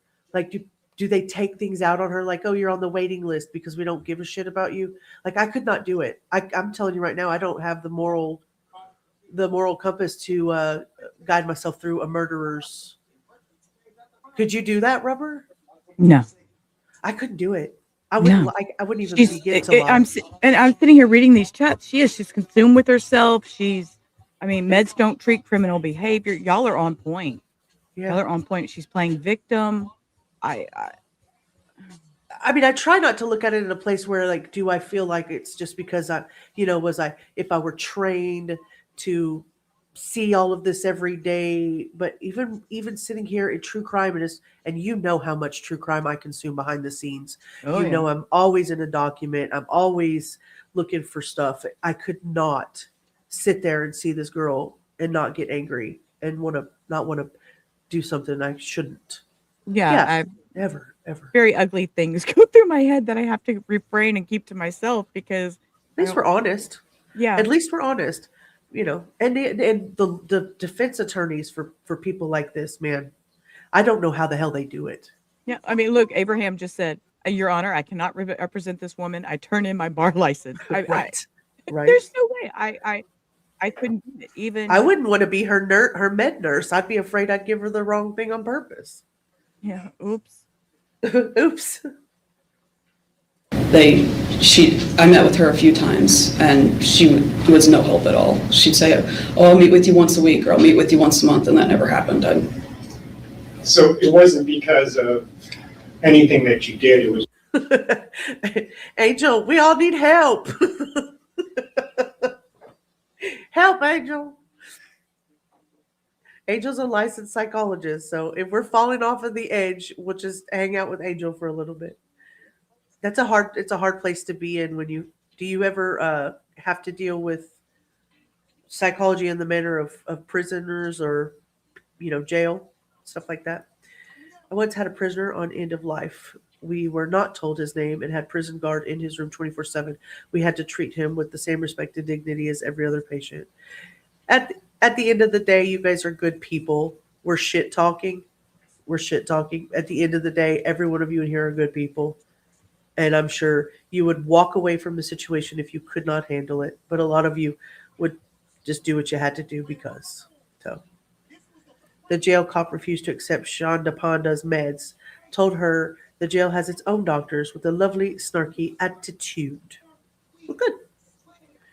Because she's lucky, that's why, Christine. She's lucky. Saying we had to treat every patient and parent with equal respect. It's not easy, but I'm going to guarantee you everybody in this chat that's had to deal with that will do what they're supposed to do. I'm talking shit because I'm telling you I couldn't. I wouldn't. Yeah, I couldn't. My new set of boundaries, she would be way outside of my boundaries. Cause yeah, I'm not afraid to admit y'all are better people than me in that regard, for sure. Just the nature of your charges that they put you in next. That's the only reason, yes. How often, did you have mental health issues prior to that? I have severe ADHD, and I have sensory processing disorder, and a little bit of OCD. I guess it was a month after I got to Huron Valley, I was diagnosed bipolar. Sensory processing disorder. So your mama didn't hold you enough, and that's the reason that you killed your son. Give me a break. A lot of people of our age group have sensory processing disorders because instead of being held, our parents actually had to fucking work for a living. So we didn't get held like the generation before. Hot sauce she made Paul force feed Timothy was extra regret. Its rate was something near 2 million Schofield units. Jalapeno was 8,000. Ugh. Oh, Bellis. Surrounded with many women who have also killed their children, unfortunately. Yeah. Put them all in a room together. Let them take themselves out. They have bad women in that prison waiting for her. I'm willing to bet money on that. Has she been in isolation the whole, no, she said the first 17 months. Yeah, first 17. You're on your own list. Too many issues. Too many issues. Ghost peppers. Ugh. Yeah, if you're an RN, you can refuse to work with a patient if you need to. I mean, if you're going to put yourself in a place where you know you're going to do something, because there are some bad nurses out there, have been in the past. I remember watching a review channel reviewing that hot sauce that she fed him. I literally cried. Oh, God. Bitch Googled the hottest hot sauce in the world and special ordered it. That's fucking awful. I'm sure it was because she had sensory processing disorder and bipolar. That's why she did it. That's why she ordered the hottest hot sauce in the world to give to her son because she had issues. Which I've had my whole life, I guess, and didn't know it. But at the time, I just knew about the ADHD and the sensory processing. How often during this time period would you see Mr. Johnson? From the time that you're incarcerated to? I think the first month I saw him 2 or 3 times, but after that it was every once in a blue moon. I think he said it was once every other month. It didn't even seem like that often.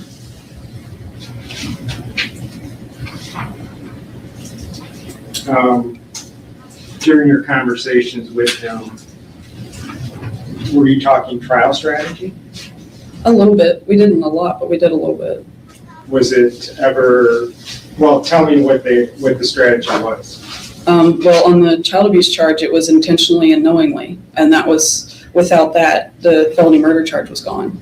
And so that's where we focused. It was never on I didn't even realize second degree would be an option until the day of jury selection. So we focused on the intentionally knowingly from that, because that cost the felony murder charge. Did you know manslaughter was an option? We never talked about second degree or manslaughter until the day of jury selection. It was on the jury instructions for second degree. And then the last morning, when I had the breakdown, I vaguely remember him coming in and saying he got these instructions added. And I had no clue what to say. I was in bad shape. So. Well, tell me about, I mean, you testified. Yes. And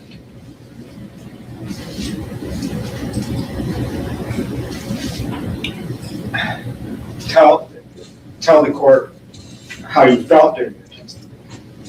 Well, before the testimony started, this was one of the things that really shocked me. While the medical examiner was testifying, Fred was writing down questions. He had not had any questions. Non-responsive. Right, answer the damn question the way it was asked. Don't be Diane Downs in this thing. I thought that was Tally, but I think it was something in your background. Oh, Go ahead. My background? Oh, it's the TV. Oh, yeah, he's watching TV. No, you're fine. I thought it was the puppies. So she talks about the intentionally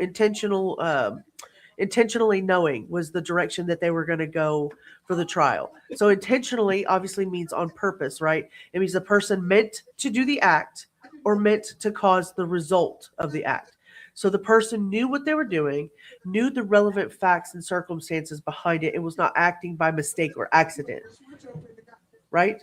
A federal justice department explanation is they had knowledge or awareness of the fact or situation and not because of a mistake or an accident.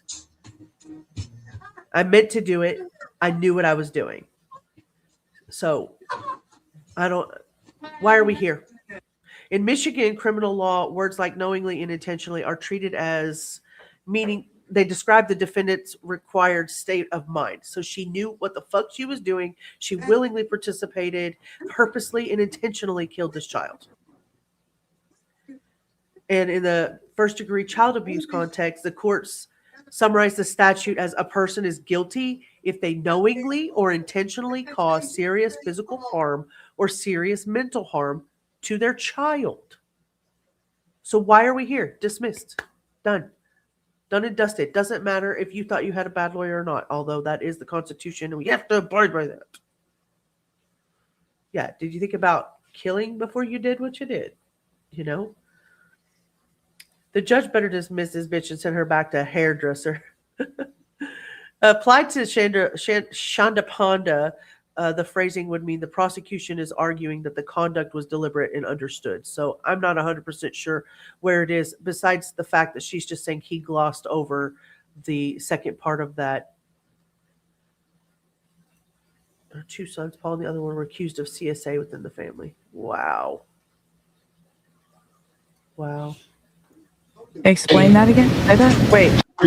Say it again. Wait. What? Paul accused with CSA. Paul Wait, and the older one were accused of CSA within the family. Oh. Assault. I didn't know that. Yeah, child sexual assault. That's crazy. I didn't know that either. Okay. When did that happen? Like before Timothy's death or after, Teresa?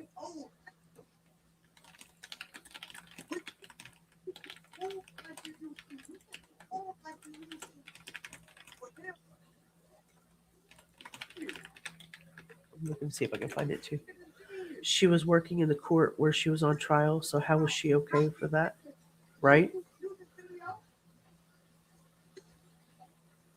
Before. Okay, it was before. Yeah, I'm looking to see what I can see here. We'll go a little bit further while I'm looking that up. Just want to verify that because yeah, your phone died. You put us on the TV. Hi, are we on big screen? 45, 50, 60, 70, 80 inches. Makes total sense, Abellis. I immediately thought of my ex who cheated and maybe somebody would do better than me at saving him. Interesting. Hey, girl. Hey. How are you feeling during your testimony? Stressed, panicked, scared, terrified. Okay. And how did your testimony end on that third day of trial? I believe they were talking about jury questions, and I had a really bad panic attack. Okay. And what happens after that? Well, I had been in the room by myself in a pod. Well, I mean, from the time that you leave the courtroom, this courtroom. Yeah. Instead of going back to the pod, I guess the sheriff had decided to put me back down in holding instead of where I had been, where there was at least people around, even though I couldn't come out to see them. Are you okay, so you're talking about in Muskegon County Jail, yeah. Oh, at the bill, okay. Yeah. So he separated me completely down in holding. And did Mr. Johnson talk to you after that, on that third day? No. Okay. And what happens at the jail over the course of the night? Well, I remember right after I got back, I was upset at the whole being separated, the lights don't dim, the noise level was horrible, and I was trying to think through trial stuff just to keep myself occupied. Woe is me, bro. Woe is me. I'm so sorry that you had to go through those issues.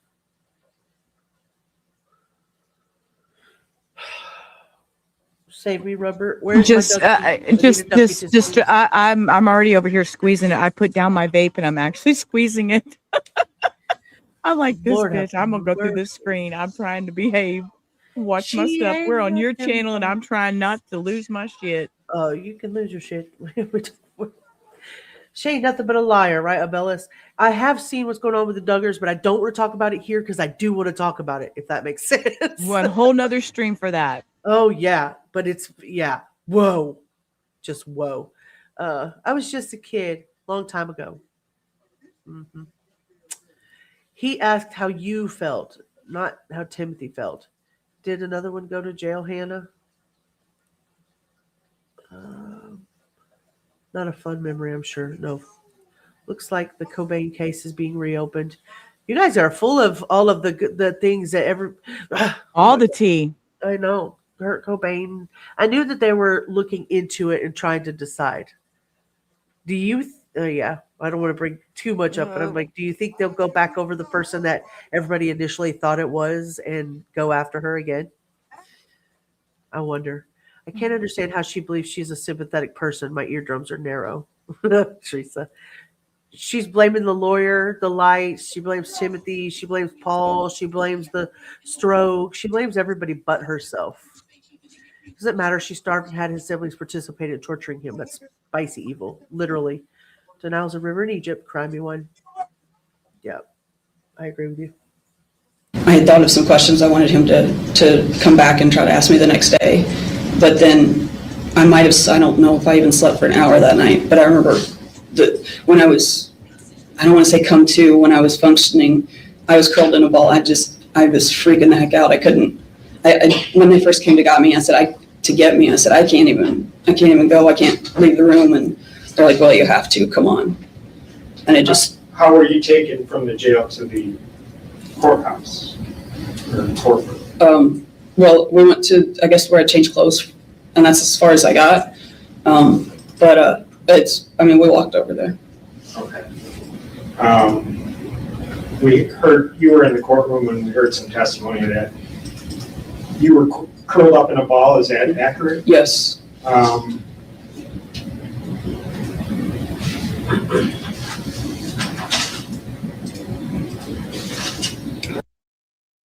Is that a reference to the fetal position, the way that she was laying on the floor? Maybe a little bit like the way your son was laying at the bottom of the closet?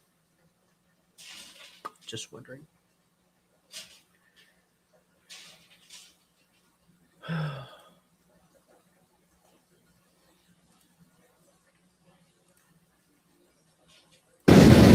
Were you suicidal? I don't remember saying it, but yes, apparently I made at least one comment that I was going to kill myself. All right. Sounds pretty drastic. What else do you remember from that morning? I remember just being sheer panic. I was frozen, like I couldn't even move. I remember laying up against the wall on the floor on my side on one of the concrete benches in one of the holding rooms that they tried to come upstairs and I couldn't do it. And so I went in there and curled up in a ball on my side. I was completely paralyzed. My brain was not working. Anytime I even thought about anything, I wanted to panic, and I had several panic attacks during that time. Do you recall talking with Mr. Johnson during this time? A little bit, yes, sir. What was the nature of your conversation? Or was he talking to you and you talking back, or what was it? How was it going? I remember at one point he came in and said that he had fought for a while to get the involuntary manslaughter instructions put on, and I remember thinking, what's that got to do with anything? And then I specifically asked him after we tried to come upstairs. I said, look, can we please adjourn this? I can't do this today. And I asked him several times, and he made a comment. He said, oh, it'll just be the same way if we do that. You're going to have the same issue. And then he said, well, we'll just go on without you, and then he left. Do you recall signing the document? No. You've seen it since then? Yes, I have. All right. Is that your signature or not?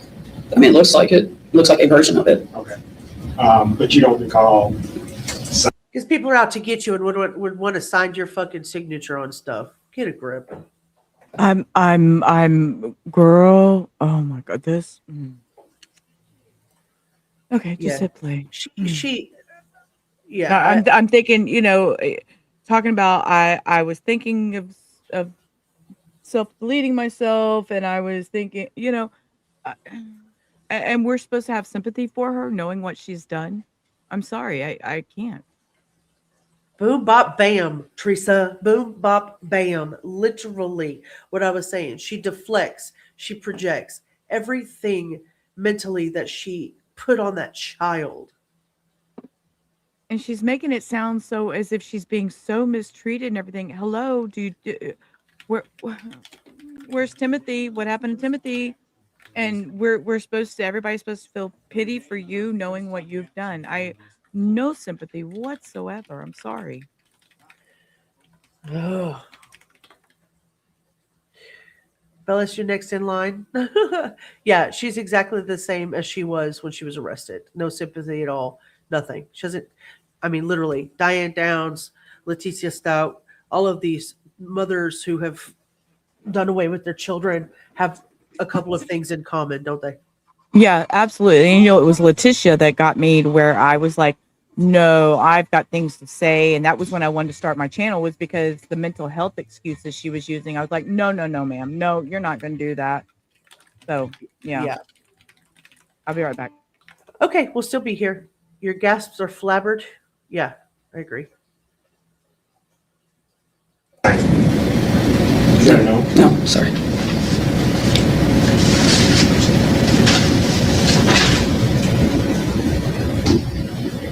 Did any medical personnel come to talk to you when you were in your condition? No, sir.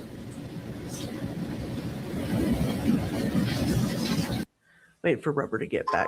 So to be fair, I'm not,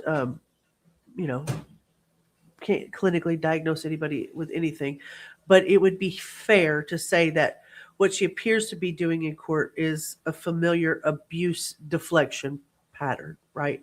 So we've talked about this in Diane Downs too. She shifts the responsibility onto Timothy, saying that basically he chose to isolate himself and he was not truthful.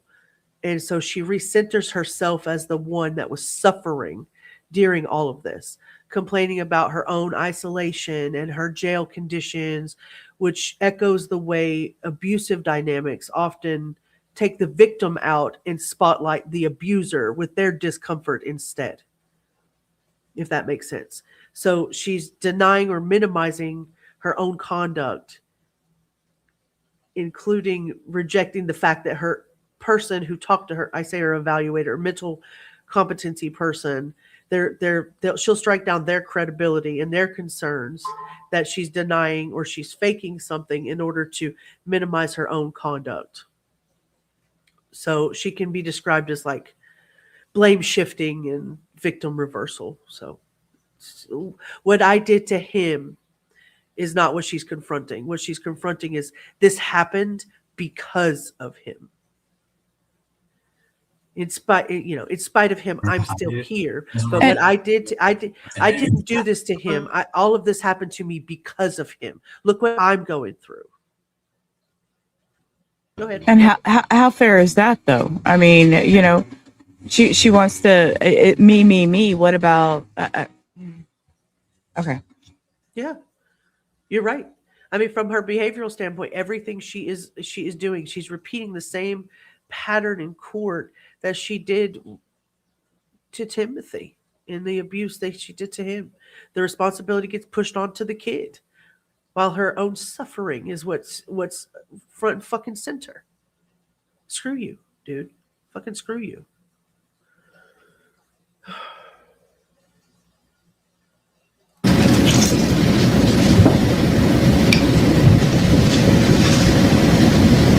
When you were testifying on that third day, did you ever concede that you were guilty of anything? No, not for a second. And as far as you knew, Mr. Johnson knew what your position was. Oh, yes. And what was that? That I was not guilty. We had a visit. It was one of the last couple of visits I had with him, and he was actually the one that stated, we've been talking about the intentionally knowingly, and he said, they don't have intentionally and knowingly, you're not guilty. Okay. And I clung to that. And the intentionally and knowingly phrase that relates to first degree child. Yes, sir. Sleep well, Kim. And in your understanding, the ultimate charge was felony murder. Yes, sir. And the predicate offense was the first degree child. Yes, sir.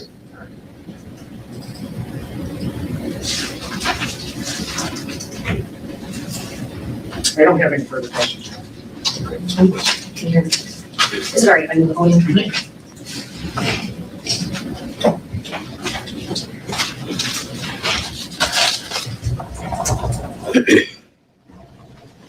Okay. Good morning. So, Ms. Vander Ark, I just want to go back and ask you a little bit about your background, okay? So, were you a legal clerk, or what was your exact role at Nuevo County Circuit Court? I was a law clerk. Okay. And you were previously an intern in Muskegon County Circuit Court, correct? Yes. What were some of your job duties in those two positions? Oh, sorry. Well, both of them. I did legal research. I helped score sentencing to make sure it was accurate. That was about the extent of it here, because I was still in law school. When I worked for my judge in Nuevo, I actually did the research, and I would draft opinions, and then he would, decide if that was okay. And then most of the time he just signed off on it. I'd gotten it correct. Is it fair to say that you worked on post-conviction motions for your judges? Yes, I did several times. Including claims of ineffective assistance of counsel? I would assume so. I don't remember. And so in other defendants' cases, you would be writing draft opinions or bench memos for circuit court judges. That's what I wrote. I don't think we had an ineffective assistance. I don't think so. I mean, I may be wrong, but I don't think so. And it's your testimony that your opinions or your recommendation to the judge was so good, he just wrote off on it, signed up. On most of the time, there was a few that he adjusted, but he would read them and then send them over to his clerk to publish. So. And this all happened before you were criminally charged, correct? Yes. So even before you were at a trial, you are intimately familiar with post-conviction motions, correct? I wouldn't say intimately familiar. I mean, some of them I was familiar with, but familiar enough for your judge to just rubber stamp what you said? A lot of what we did, actually most of what we did was civil. There was some criminal, but most of the motions and the work I did as far as writing was civil. He did both civil and criminal. Now, Ms. Vander Ark, you mentioned that Mr. Johnson had a team of individuals at the Public Defender's Office, correct? Yes. And could you tell the judge how many individuals were on that team? I have no idea. I think total I met with overtime. Yeah, excellent freaking observation. You don't remember, but you can detail every conversation with her attorney, number one. And number two, you have a legal background where you're saying that the judge literally would sign off based on your recommendation because you were so good at what you did that he would just, bam, rubber stamp it and send it on without really reviewing it too much.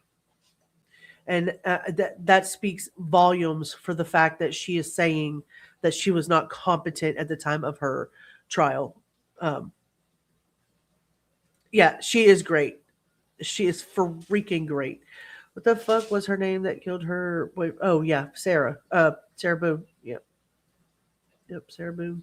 Sarah Boone, which is what technically got my channel started. Anybody who hasn't seen it, we did behavioral. Go look back at my old stuff and my goofy ways back there. It was a lot of fun. It was a lot of fun. Hey, so good to see you. I hope I'm here a lot more often, but I can't promise anything, but I'm here with you today and I'm so excited to be here. I really appreciate it. Hi, Anaim. The attorney is annoyed. Everybody's annoyed.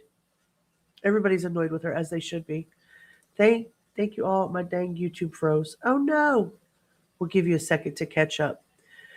So assuming the fuller version of this. Oh, adiós. Te quiero mucho a ti también. Te mando un mensaje. Okay. Me manda un mensaje. Llámame pronto. Cuídate. Oh, thank you. You guys are a lot of fun too. Yeah, they have her on this one for sure. Yeah, but assuming that her version of her background is accurate, it matters. Excuse me, one second. I want to cough in your ear. It matters because what we can verify is that she reported to have working as a law clerk for the, what do they call it? The Newaygo Circuit Court. Was that the name of it? Yeah, Newaygo. Up until her arrest, right? Welcome back. I was worried that you fell in. No, I'm sitting here listening. I was just trying to mute it a little bit. He's listening to reaction videos, so I don't want it to bleed through. I can't hear anything in the background, so you're good. Also, I've been playing with my mic volume and stuff, this new mic that I got. So. Indy, I'll reach back out to you, love. I'll reach back out to you as soon as I can read that message. Thank you, dear. Excuse me. What was I trying to say? Oh, yes. She was working as a law clerk for the Newaygo Circuit Court up until her arrest. And the trial coverage also said that she had recently finished law school. So I haven't independently verified it, right? But as far as what I could tell, the opinions that she drafted and whether she worked specifically on post-conviction or ineffective assistance would matter in this case because the background makes her look less like a confused fucking defendant and more like someone who understands the machinery that is well oiled in a court of law, right? Well enough to try to work around it. And so the current hearing, she said she never alerted the court to her concerns about Fred Johnson because she didn't want to speak out of turn. She's going to say. Okay. Yeah. She also said she did not realize that second-degree murder was an option until jury selection. See, So a judge may hear that differently if it's coming from somebody who's legally sophisticated as a defendant rather than someone with no court familiarity, right? Right. She's got a lot of court familiarity, obviously, because that's where she worked. So, she kind of, I felt like she was trying to use her knowledge to skirt her way around things. Right. So in the second part of that, the second effect is the credibility pressure, right? Ineffective assistance claims aren't won by just like her vibe, especially not in Michigan. She has to show that her counsel's performance was below an objective standard of reasonableness and that there's reasonable probability the result would have been different. Does that make sense? Yeah, it makes, well, so she doesn't get to just say, oh, he lost this case for me because I didn't realize that he was going to talk about manslaughter in the closing.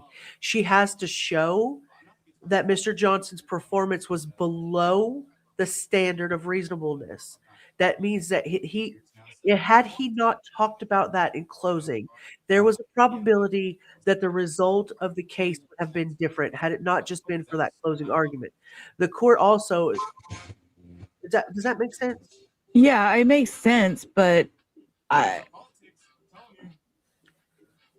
having trouble with understanding why it would have been. So the sentencing could have possibly come out different had it been manslaughter. Is that what? Had he not mentioned manslaughter in his closing. Right. Because she didn't want him to talk about certain things. He didn't have permission from her to talk about certain things. Although he was the lawyer and thought he was doing what was in the best interest of the court, on her behalf. But she doesn't appreciate that. See, it wasn't her way. She didn't have control of the situation. That sounds like Sarah Boone, but go ahead. Yeah, she'd have still been found guilty. That's basically it. Right. Would she have still been found guilty? But what? It would have changed the amount of time? No. Okay, so then I don't think so. What is she bitching about? See, if she had prior exposure to the claims, is what I'm saying, a judge might look at her as being a little bit more suspicious that her complaints fit right into the frame of what the legal jurisdiction is. Does that make sense? So okay. That's what I'm trying to say. If she's trying to frame herself as little Miss Muffet on a tuffet and she fits right into that playbook, it's because it's strategic. It looks like it gives him appearance as being strategic and self-protective instead of a little Miss Innocent who might be, she's legally trained. She knows which facts are going to be powerful enough for him to review. Makes sense. She knows that telling the judge that there was a lack of meetings with her counsel, he ignored her instructions. He had unauthorized concessions as far as talking about things she didn't want to talk about in closing. She has selective memory. She has panic. She's confused. She has disassociation.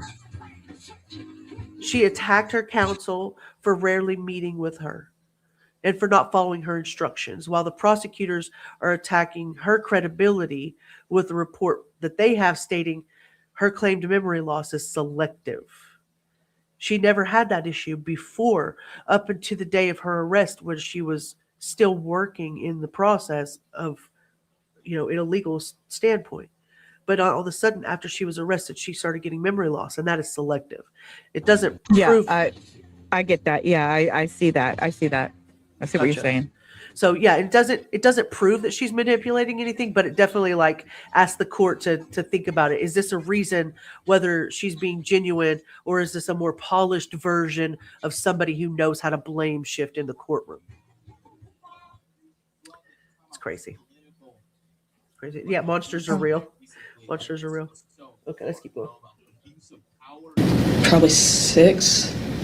And then he mentioned having somebody doing research and other people and other interns working on it, but that's the people I met with. I don't know how many there were. Okay. It wasn't just you and Mr. Johnson working on the case, though? No, it wasn't. He had social workers that assisted you? Yes. And it sounds like interns as well? Yes. And other attorneys in his office? Yes, I only met, as far as the criminal side, I only met with another attorney in his office. It was at one hearing. It was the gentleman that sat second chair, and then at trial, I didn't meet with any of the other attorneys otherwise. And you said that Mr. Johnson began meeting with you approximately 2 days after your arrest. Yes. And he continued to meet with you throughout the pendency of the case? Yes. and his team would meet with you throughout the pendency of the case? The social worker is the one I saw the most. I'm trying to think. I saw the intern some, but that was mostly it. And would when you say the social worker, do you recall, was that Melinda Katecki? For the last 2 visits, I only saw her twice in person. And I think she was online once for a meeting with a doctor. But there was another social worker that met with me once a week, usually for the first few months, I don't know, probably 6 months at least. And then she moved on from the office. Thank you, Hannah. Hannah gifted 10 True Crime Guardian memberships. Thank you so much, Hannah. You're always so freaking supportive. You guys are great. I really, really, really appreciate you. Thank you so much. I was on a whole different page doing a whole different thing. I was watching YouTube literally restrict my freedom of speech, and I will tell you how that just happened. Thank you so much, Hannah. It's a bird, it's a plane. Smile, it's me, ho. Money make a trend in this bitch dropping C notes. Oh yeah, I talk that shit like I walk that shit. Ran that mouse, running to that money. Hannah in the chat dropping C notes. Clap, clap, clap, clap, clap. I love that. I love it. I love it. I can't wait to get one and do some. I'm so excited. I thought Teresa said define selective memory, and I was like, girl, you know what selective memory is. She said definite. Thank you so much, Hannah. Thank you very much for supporting the channel. You have you and your kids ever made popping pearls? I'll let you guys continue your conversation. Sorry. Yes, I had typed in the chat. She doesn't care. She knows what she's doing, in my opinion, and knew then. It went through on Kick, but YouTube rejected my comment because it was controversial. Can you believe it? Wow. It went through on Kick and YouTube held it. Yeah, YouTube held it for being controversial because I said she knew what the fuck she was doing, in my opinion, and she knew what the fuck she was doing whenever she pushed her son into doing things that he shouldn't have too. So, yeah, she knew what the hell she's doing. If she really spent years around court work, then all this posturing is not confusion. It's deflection. That's all that it is. That's why this she's manipulating her knowledge to fit her She just needs. wants to spend time out of prison. Yep, let's go hang out in the court, okay? At least gets me out of my 23 an hour day cell, right? And this is the perfect reason. I know. I'm telling you, man. This is the perfect reason why the courts are bogged down with things like this, for just people having and I'm not saying that there are not people that do benefit from the option of going back and having a hearing, an evidentiary hearing for ineffectiveness of counsel. Obviously it exists because that happens. But when there's something reasonable, I wish that there was something instead of, just get the stuff in front of the judge, let the judge look over it, decide if he thought that there was some type of, I don't know. In cases like this that are so clear cut, it's walking a fine line, man, of running over our constitutional rights. It's like you can't give them just to a few and not to all of us. All of us have them, and that's just the way that it is. But this is the kind of shit that bogs down our court systems. I hear Santana in the background. Yes, he's listening to it's a review video. He's listening to somebody review Santana. Oh, how rude. I didn't even say who got them. Glitter is Forever received a gifted membership from Hannah, and Glitter is here. Thank you. You look beautiful in green. Pandora Wake, Free Palestine, River to the Sea, Ashley McNamara, Rebecca Cacaw, Rebecca 1820, Faceted Dreamer, Candle in the Window. I love that. A Lovely Hope. All Warriors Have Scars. Man, you guys are killing me on these names. They're fantastic. Jewel Von Mayhem. How could you not love that one? John Deere Green. Yeah, no one cares if your fifis are hurt. Just shut up and cope. COPE. Hashtag that shit. Now, Ms. Vander Ark, you've spoken quite a bit this morning about your medical, episode, for lack of a better term, medical episode that happened mid-trial. Okay, so I'm going to go into that. But that's not the first episode you had during these proceedings, correct? No. Okay. Yeah, her snark was genius. I'm cracking up. Her medical episode.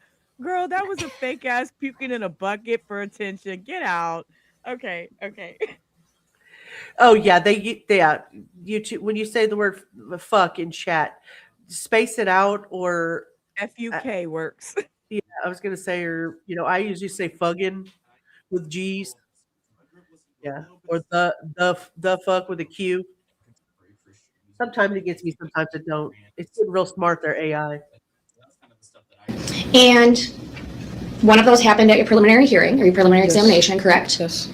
And that occurred just before Paul was going to testify at the prelim, correct? I believe so.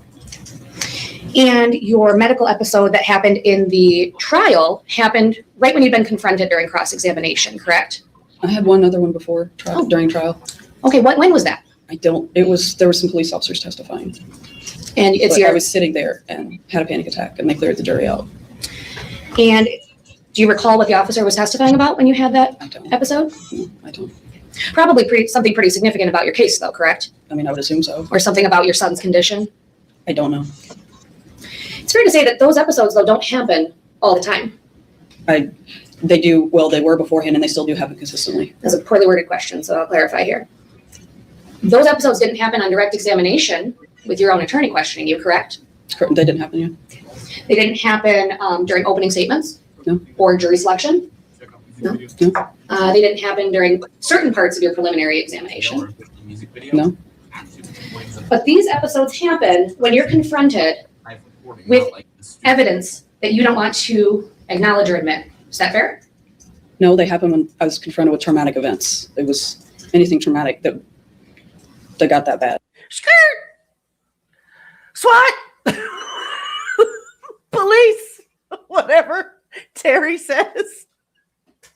Are you saying that nothing that your lawyer ever brought up was traumatic? None of it was traumatic? I love her. Wah, wah, wah. I couldn't help it. I had to play in the background. You ain't nothing but a liar. Come on now.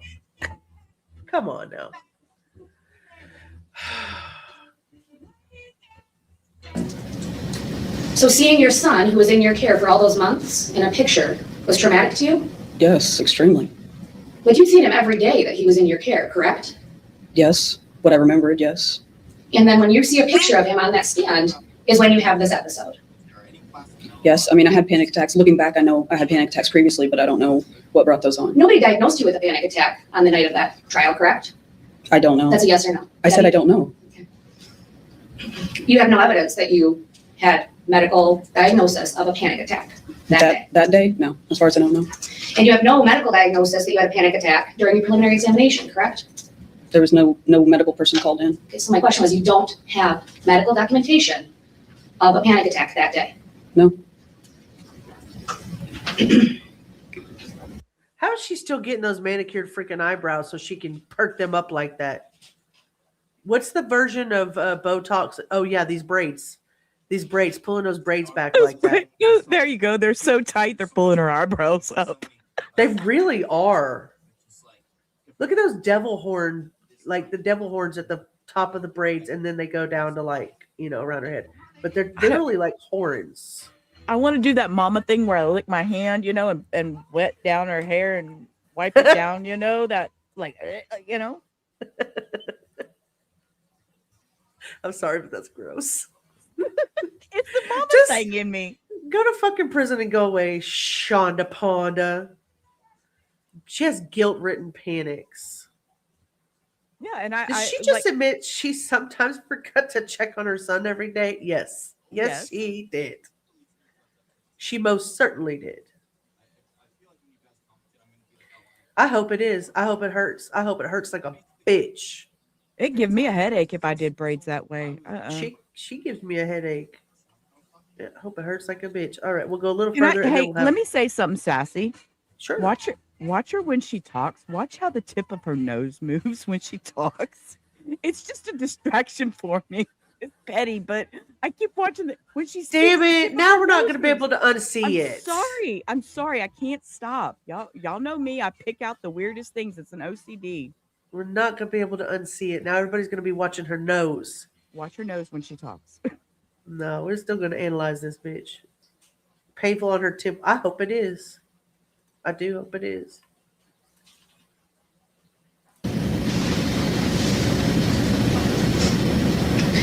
So let's talk about some medical documentation you do have. Do you recall Mr. Johnson submitted you to multiple individuals for forensic examination? Yes, And you met with those medical providers? yes. And how many would you say, based on your memory, you met with? A couple? Okay. Would it surprise you that there's approximately 4 reports regarding your criminal responsibility or competency? No. That wouldn't surprise you? No, because I understand the process, so it doesn't surprise me. Okay. What's your understanding of the process? That both sides can get the competency evaluation and the responsibility evaluation. And you understand that under Michigan law, you're presumed competent unless proven otherwise, or unless shown otherwise, correct? Yes. You've never been shown to be incompetent, correct? Not medically, no. No, not legally. Is that correct? Yeah.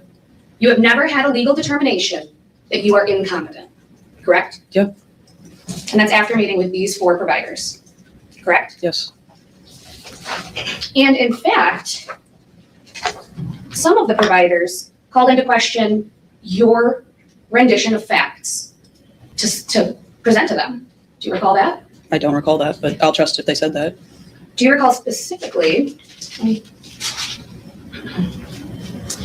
me go back here before we get into that. Do you remember your interviews with these providers?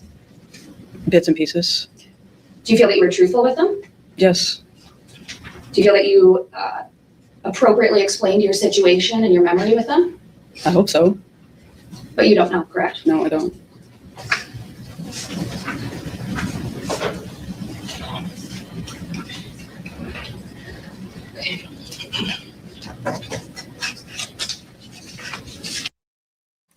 Hey, Scott, welcome in. We agree with you. She is absolutely disgusting. Abhorrent in every way.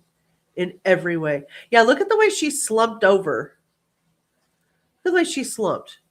Completely unbothered, like a defiant teenager in the principal's office. Yeah. When do I get to go home? Yep. The hairstyle doesn't suit her.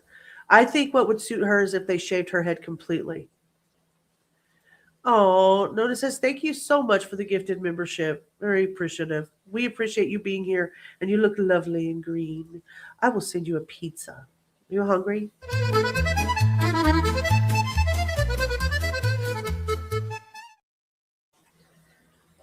Thank you. She's repulsive. Scott, thank you so much for being here. No, there's no thoughts or feelings for any of her children. Any of them. Nana Rocks, you are welcome and glad to see you here.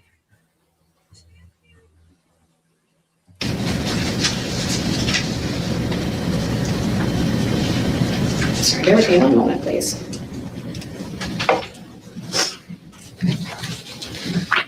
Your Honor, I'm referencing People's Exhibit 2, which I believe was attached to my brief, which would be a June 20th, 2023 report authored by a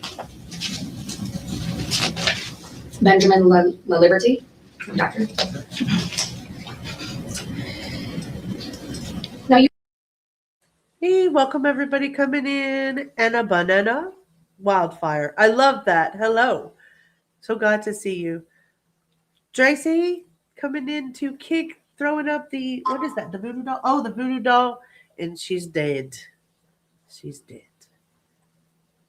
Hi, Anna. When will the fake tears start? I don't know if she's capable of them. Like Diane, I don't know if she's even capable of tears. Of any, like squeezing any out without getting some eye droppies. Her, Sarah, Diane Downs, no tears. Did you tell this doctor or this individual at the Department of Health and Human Services Center for Forensic Psychiatry that you disassociated during times that Timothy was in your care? Yes, even times when he wasn't. I mean, it happened regularly, still does. Well, and that's my question. So is your claim in this post-conviction motion that you were disassociating during parts of the trial? I mean, I'm not a medical person, so I don't know, but that's the only answer I have. Well, so I'm not asking you to give me a medical opinion. I'm asking you to tell me what you mean when you're saying you disassociate. So what do you mean when you say you disassociate? Usually it's a panic attack and I have no clue what's going on around me. I don't remember anything during that. And when you said that on that day of trial, when you had your episode, that you had a panic attack. But would that be a disassociation like you have just described? During the panic attack, yes. They usually only last like 10, maybe 15 minutes. Oh, okay.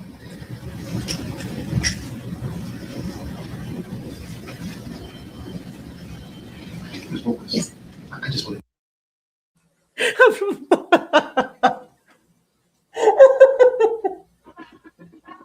I don't know what you're laughing at, but I'm sitting over here thinking about panic attacks and disassociation and know that they are two different things. But go ahead. It lasts about 15 minutes, during the time that you're questioning me about things that I don't want to talk about. That's about how long it lasts. Yeah, it just enough time for me to not want to talk to you. And yeah. Okay.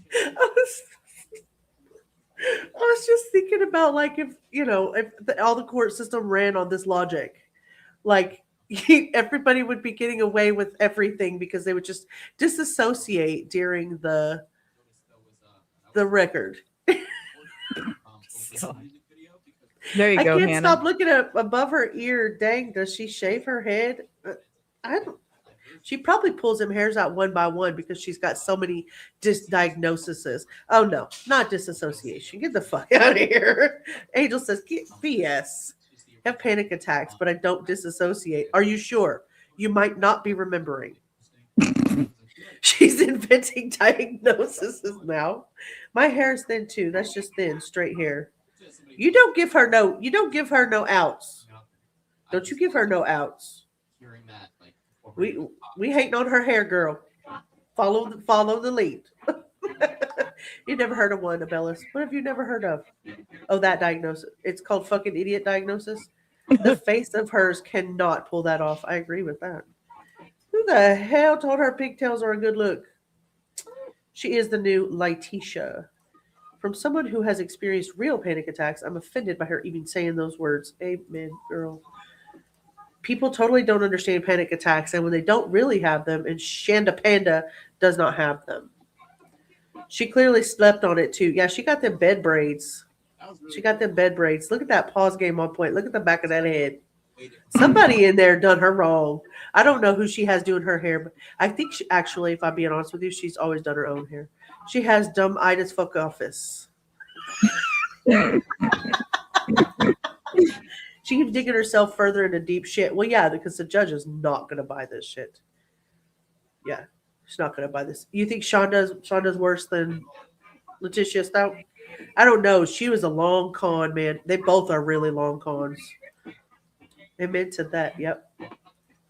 That's what the girls do in jail. They braid your hair, show you how to do pencil eyeliner and Skittles eyeshadow and lipsticks.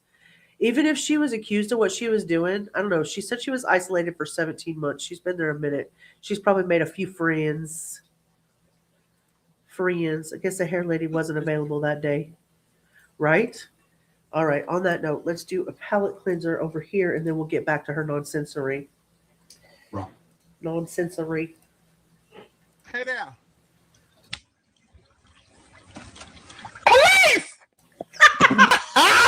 God, if you see this, I'm sorry. You know who you are. Why are you slapping at me like that?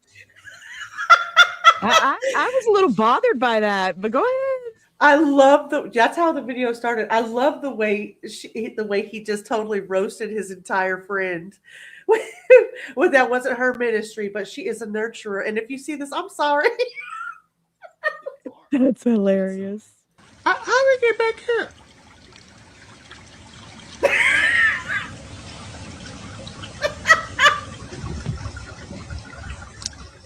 Moving on. Because you got to press it in there. Uh-huh. Yes, press it in. Ooh, that's a big old piece of meat. Just meaty. Mighty meat. Meat mighty. Cause fire and desire. Cause flip it. I know that's right. Oh, it's making me hungry. I was sure like thinking me, that. but I I know could sure go sometimes for I a don't mean steak. nothing. Be pink in the middle. Listen, if that's what you like, I love it for you. I know a lot of y'all like y'all like that, but see, if it don't look like me through and through, You can keep it. You can keep it. It ain't gonna have no taste to it. You just say you don't know how to cook it. You should be able to cook it every type of way, and it be good. Because your mind gonna have to be brown. Yeah, see, yeah, that's too pink for me. But I know that I'm not saying it ain't cooked. That's how people eat it. I'm just not those people. That dog is the happiest dog on the planet right there. Oh, you know it. I'm not them. Yeah, no. Can't do that one. But I mean, look, I love that for you. Give here to capacity. Now that right there, you can give me some of them. Little fry. Got this kitchen. Never mind. You at your house. I forgot we was outside. My bad. Woo. Yes. I know that's right. Cook, sir. I know you're gonna say, yep, there go the salt. I knew. I love salata. I love salata. Because lay it on the because you got a great spirit too, don't you? I love that for us. I really do.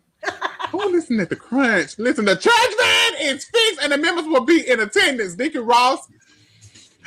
Y'all know he drives slow, so just wait on him to come. He'll be there directly. Love this. Finger food. Hey there. Police! I just had to watch that one part again. Oh, that's funny. Drop that in the chat. That is Terry K. He is an amazing human being for all intents and purposes, for all I can tell that he does online. And he's a great singer, too. So, great singer. Let me share this tab instead. Close that back out. Now I'll get back to the evil that is Shanda Vander Ark. So what she's claiming now, according to March 20th, which is today, 2026, hearing coverage, is that she continues to have dissociative episodes when she has panic attacks. Separately, her post-conviction challenge also included the claim that she was not competent at trial and that she was in a catatonic state throughout the trial. Prosecutors pushed back, obviously, with the doctor's report saying her claimed memory loss was noticeably selective and involved only the actions tied to Timothy's death. Psychologically, disassociation does not automatically mean panic attack, total blackout, no idea what's going on, or zero memory. We have a licensed psychologist in here. Correct me if I'm wrong. I am not one. But in my opinion, psychologically, disassociation does not automatically mean panic attack, total blackout, zero memory. Also, that is according to the American Psychiatric Association. Well, I was going to say, because I've had disassociative states and I can remember them afterwards. Yeah, it's not a total memory loss. It's not. Yeah, no, it's not. There's not such a thing. The American, or the APA, the American Psychiatric Association, describes disassociation as a disconnection between thoughts, memories, feelings, actions, or sense of self. Okay. The description is like depersonalization, derealization as feelings outside of yourself or feeling the world is unreal or foggy. The Mayo Clinic calls dissociative symptoms some memory loss or detachment can worsen under stress, but not total memory loss. And a panic attack is completely freaking different. Freaking different. Because she is full of shit. No, it does not equal amnesia. Amnesia. No, it does not. Panic attack is like described as sudden periods of intense fear with symptoms like racing heart. You can get nausea, shortness of breath, dizziness, shaking, feeling of impending doom. You feel out of control. Disassociation can happen during panic, but the two are not synonymous. They are not the same. So she claims that she disassociates for, right. Panic attacks have nothing to do with memory loss. Does not equal amnesia. And she can't even spell catatonic. I agree with that. Didn't anyone know about her? Michelle, I love that. Welcome in. Somebody send Michelle a pizza.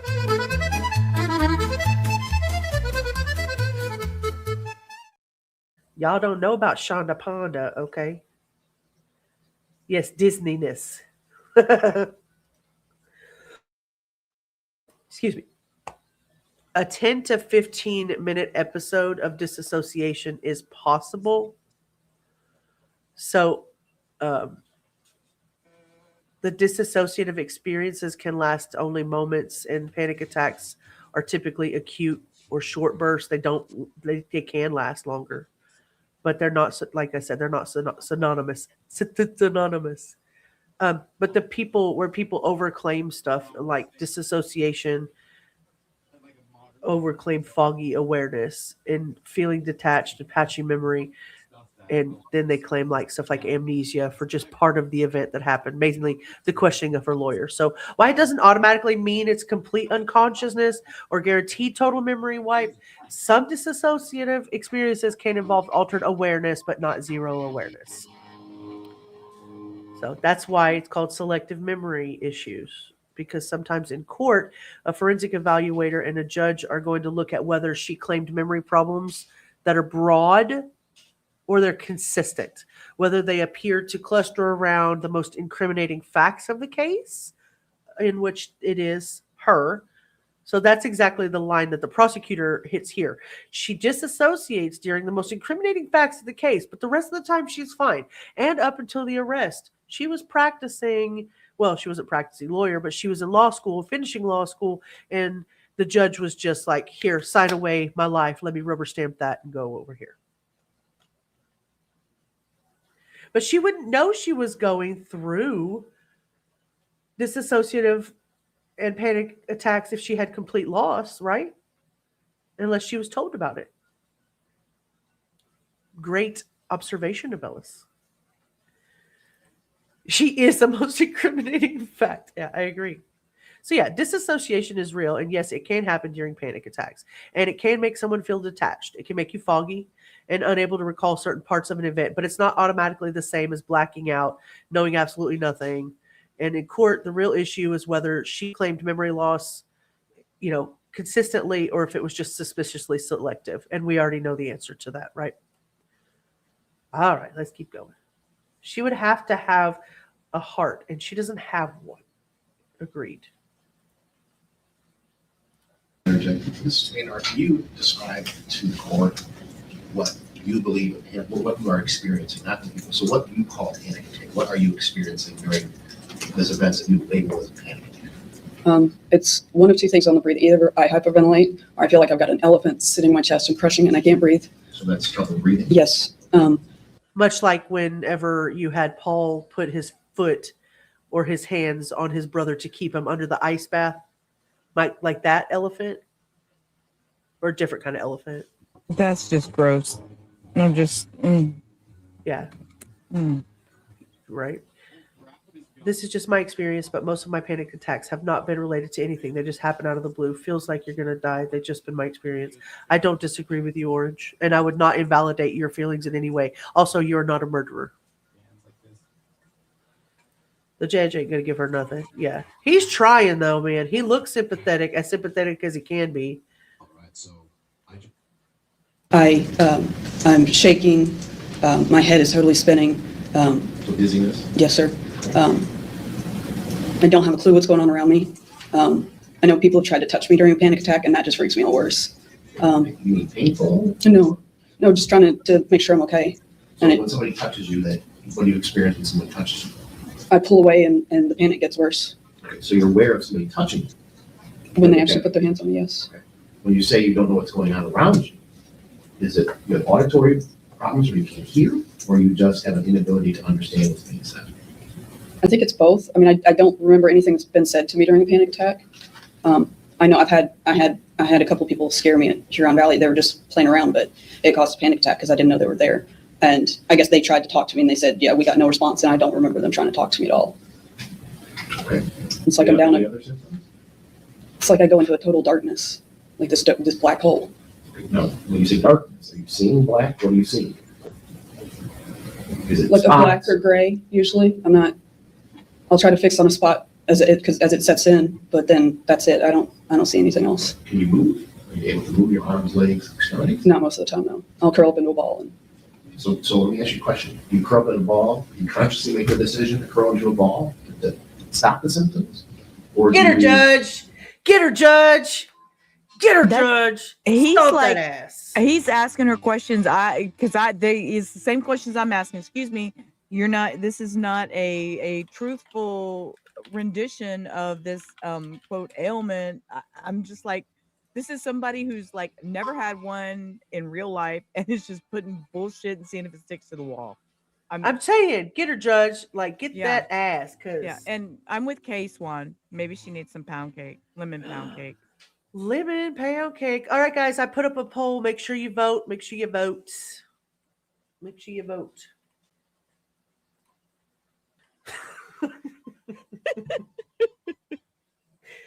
Oh, heavens to Betsy. Y'all are too much fun.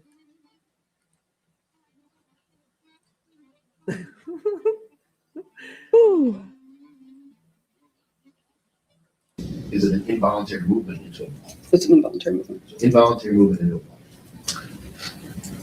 And then you don't know how much time passes? No, Are you telling me? no. I know that afterwards, I've had somebody there and look at the clock, and the only thing I could tell you has been, I've had people say anywhere from 10 to 15 minutes that were around. And you said these have happened while incarcerated currently? Yes. They still happen In your regularly. cell, in the common areas? Where they happen? Most of the times in my room.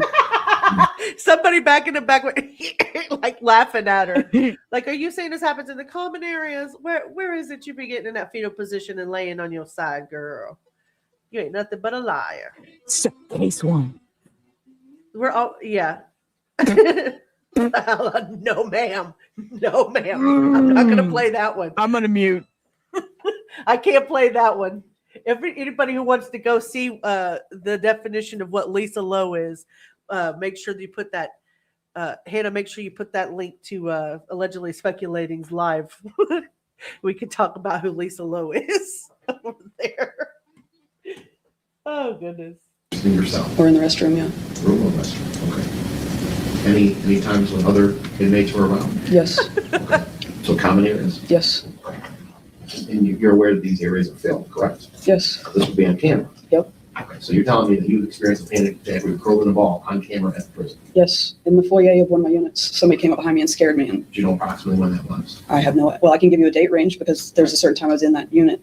It would be somewhere between end of August of 24, and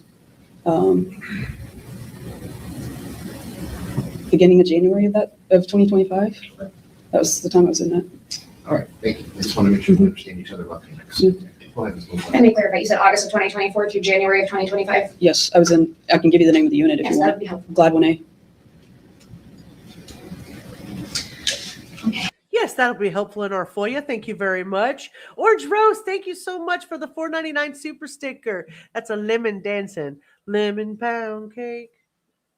Pound cake. Mama must have made some good lemon pound cake because that man still has lemon pound cake on his counter every time you see him filming in his house, don't he? Rubber. Girl, I'm over here on another page. I'm trying to unmute. Yes.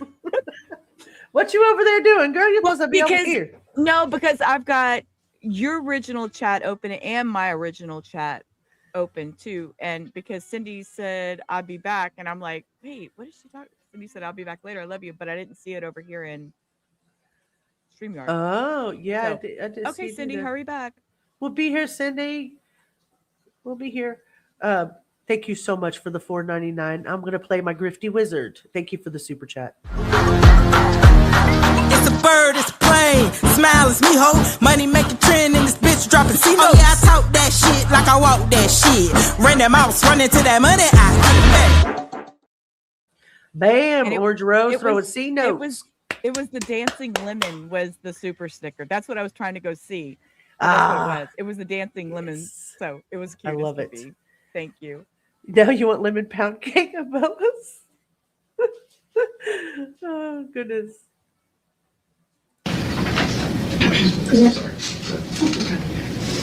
So, Ms. Vander Ark, now it seems like we're all on the same page about what you mean when you say panic or disassociate. Yes. Okay. And it's fair to say it's your testimony that you had that sort of episode mid-trial during your cross-examination. Is that your Yes. testimony? Yes. Now, are you aware, though, in People's Exhibit 2, that criminal responsibility report that I previously placed in the record, that it was noted by the clinician that your claims of disassociating, quote, only occurred when Timothy was bad? Are you aware of that in the report? No, I'm not, because that's not true. Okay. And overall, the opinion of the clinician was that when you described your current state, you did not describe any substantial functional impairments within the context of your current confinement. If I said that, that's not true. Well, that was his opinion. That was his opinion? Okay. Yeah. I didn't know he said that, but that's. And here, let's go further. On page 10,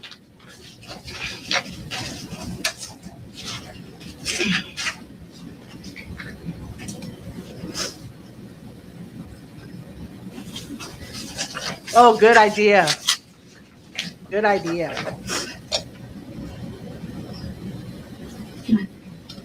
Oh, some lemon Here, pound Vanessa. cake Afro I'm showing man the witness things. people. Woo, sorry, I Huh? swirled.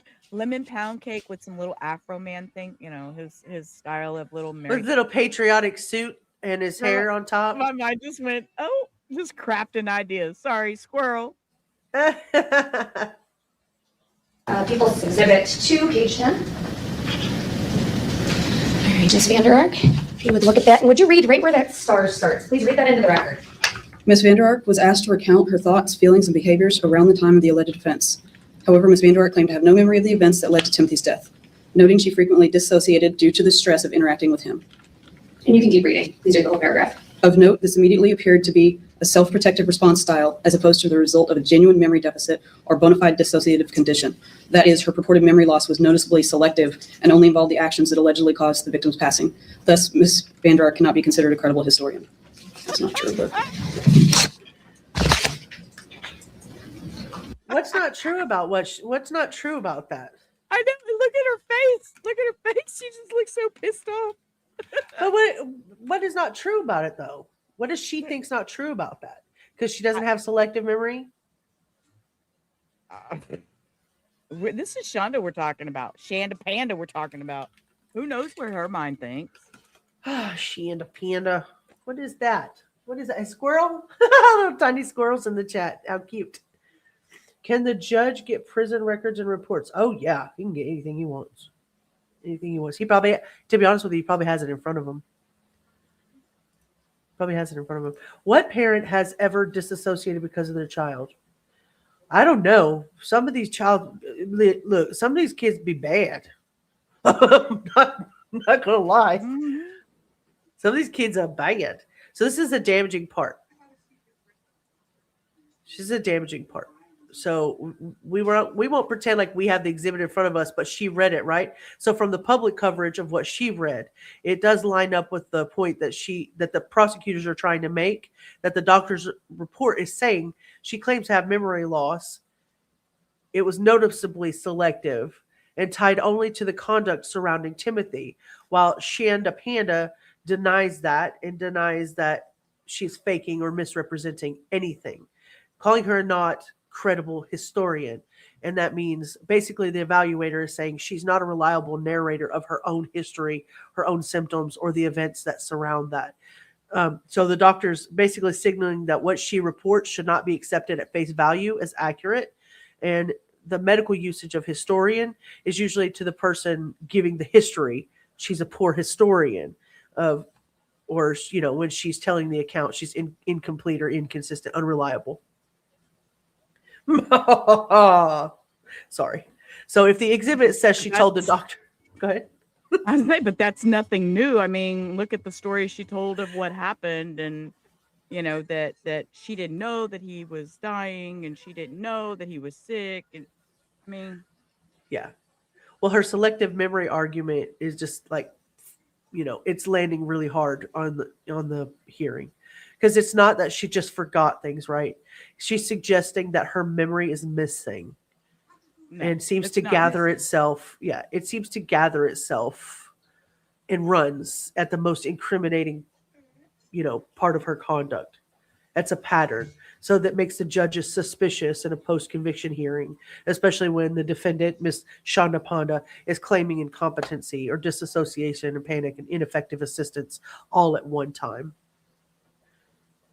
So, Beach, you ain't got no problems. If she told the doctor she remembered nothing around Timothy, but now says that statement was false, she was handed the court like a fork in the road. Like there's no way she could go down any path that would make anything that she's going to say from here on out easier. They handed her a paper. The statement says that she remembered nothing around Timothy, but her memory was selective. So she's saying, no, that's false. So she just put that fork in the road. No matter which path she goes down, it's bad for her. That makes sense? Yeah, absolutely. Whore. She's a whore.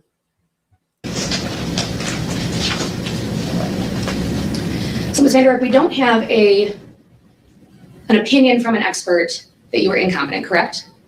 Yes, But we do have an opinion from an expert that you're not a credible historian, correct? looks like it. And that's specifically as it relates to your credibility about these disassociations you claim to have, correct? That I have, yes. That you claim to have, correct? Have you been diagnosed medically in any of these reports with a dissociative condition? Not in those reports, no. Where then? It's if you've been diagnosed with this dissociative disorder, prove it. Show it in court. It would have been shown already. Right now, what you're doing is making an ass out of yourself. No. Yeah, go to sleep. Look at her. Go to sleep.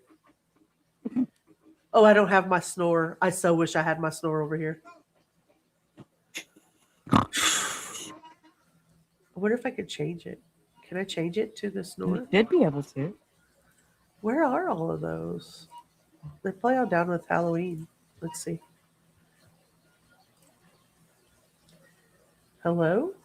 Hello? That was so rude of the It's person. okay. No, Now not do you. I'm trying to find the snore. Apparently it oh, here it is. There it is. Yeah, it should be in that one. There we go. There's all the cool ass sounds. All right. See, I got to stop messing with stuff because I'm going to break something. I know I'm going to break something. Yeah, we need to work in the backside and set it up better.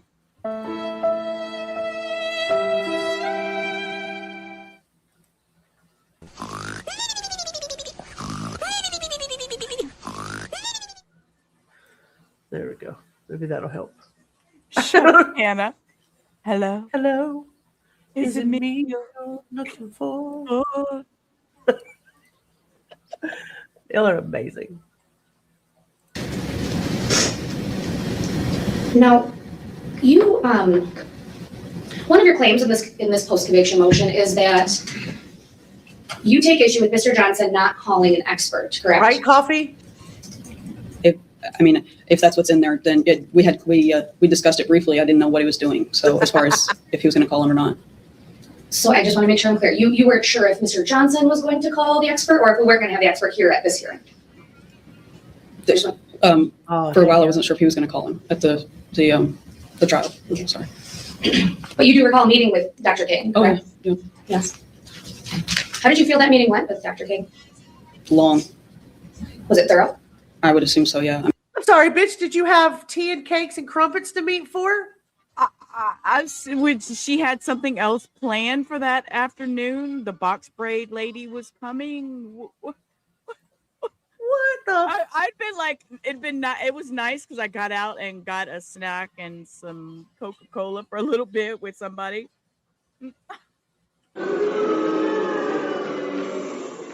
Boo. If there's one prisoner without fans, I think we found her. Yeah, I don't remember the whole thing, but wait, I know it was Stop. I heard you.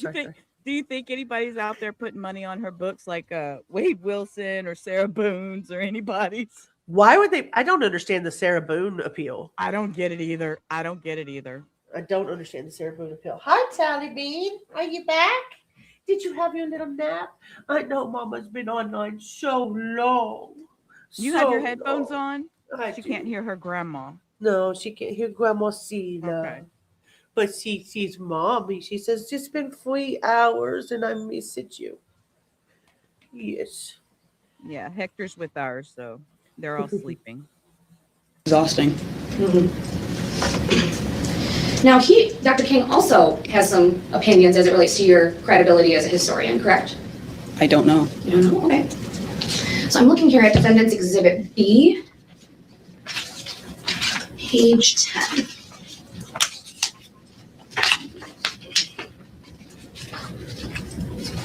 And Ms. Vander Ark, I'm going to just start here where it says conclusion. Hi, Wolfie. Welcome Ms. Vander in. Ark overreported general Hello. psychological dysfunction and generated a larger than average. Wolfie, welcome in. Allegedly speculating. Enjoy your nap. We will be here. I'm going to take that back just long enough for them to describe this right here. Sweet dreams are made of these. Who had a love quite like these? To bite your feet. No feet. God, you know how I feel about feet. Shut up. No feet. Damn. Get your spring jammies on. We're glad you're here too. And nice to see you, Wolfie. Thank you for coming in. Yeah, Wolfie. I've been here a long time. I'm hanging out, enjoying myself with you all. You guys are awesome. We're happy to have you. Good night, Sweet Pea. Yeah, we're happy to have you. I like these long lives. Oh, you're misunderstood? Oh, oh, goodness. Let's see where we're at on the poll. Let's see. So the poll says, do we want to finish this all the way through or continue tomorrow, same time, same place? We're at 50%. Let's finish it. 50%. Let's hang out again tomorrow. Y'all can't do me that away. Y'all can't do me that away. Oh, come on. Get your votes in, please. Thank you. Winter is gone and living is going to be easy. Don't do me that away. 50%. Somebody did that on purpose. They're like, I'm going to vote and then make it even, and then I have to make a decision on my own. You'll make me cry. 10.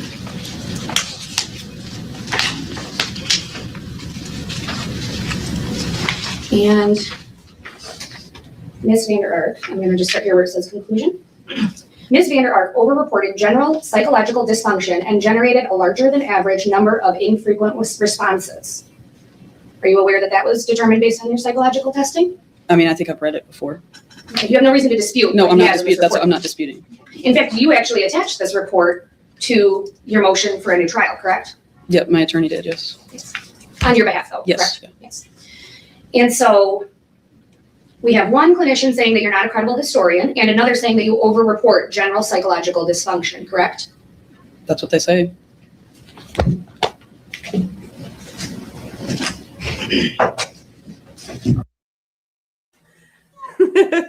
Wolfie said, I recognize you while scrolling lives because she saw you in someone's live recently, Ramada. You're making the person streaming laugh. Can't remember who it was. I'm going to guess it was allegedly Krama.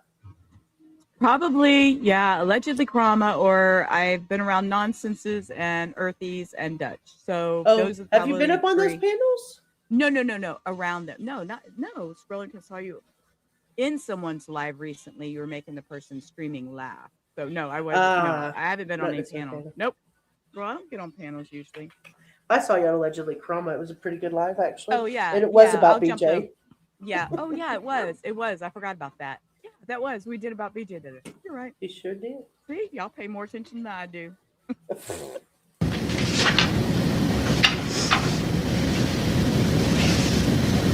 Ms. Vander Ark, there is no medical opinion now that determined you were not competent to proceed with trial, correct? Correct. You have no medical evidence today that you've presented at this hearing, correct? Correct. But nobody bothered to get any. Your Honor, I'd move to strike that non-response answer from the record. I will. Thank you. There's no response. Wow. So I'm going to shift gears here a little bit. In your direct examination, you've provided multiple other individuals that you want to place blame on for what happened in your criminal case. Is that fair to say? I mean, I'm not going to dispute it, yes. I don't remember all that testimony. Well, just today. Today you said that it was your ex-husband's fault that Timothy came into your care, correct? Well, he asked me, yes. That's what he told me, and that's why I took him. And it's your testimony that it's the jail's fault for your housing situation that exacerbated your mental health, correct? I didn't have any choice in the matter, so yes. So that's a yes or no. Are you blaming the jail for your mental health? For making it worse, yes. So we have, you're blaming the jail, you're blaming your ex-husband. Now, you've also blamed Timothy. today, didn't you? As far as what? As far as his behavior is causing you to act the way you acted. As far as causing chaos, yes. I mean, as far as causing stress, yes. Fuck you, dude. And now you blamed work as well, saying that caused stress. Your employment before your arrest. I mean, work always causes stress. She's such a cynical POS, bro. Did you see the way? Look at that hate on her face. Can you imagine? Can you see her face? Can you imagine being that little boy and seeing that face as your mother? Her looking at you with such disdain. No accountability whatsoever, time. None at all. None at all. Thank you for the subs, Wolfie. Appreciate that. Yeah, you are the stress dummy. Straight up evil monster. Look at her. Ooh. Like we don't all have stress, bro. Right. As I'm sitting here squeezing my duck as we discuss this. Yeah. I'll be squeezing something. That look on her face makes me just. That's cringy as fuck. Mm-hmm. That's cringy as fuck. Look, I'm like, if I was her kid, I wouldn't want to deal with her ass either. I'd be scared to death. Nuh-uh. I no, I wouldn't say anything to her. I just do whatever she said. You know, I could see her being that strict military type, that type of attitude. Welcome in, Wolfie. I dropped the link so Wolfie could switch over to where everybody was chatting. Very good. Time, there's a link pinned up at the top that has the link to the horizontal live if you want to come on over and hang out with us. Otherwise, we see your comments no matter where you're at, and you're just as equal as important. So thank you very much for being here. Thanks you for scrolling by. This has been a consistent theme for you, where you want to blame others for things you've done, correct?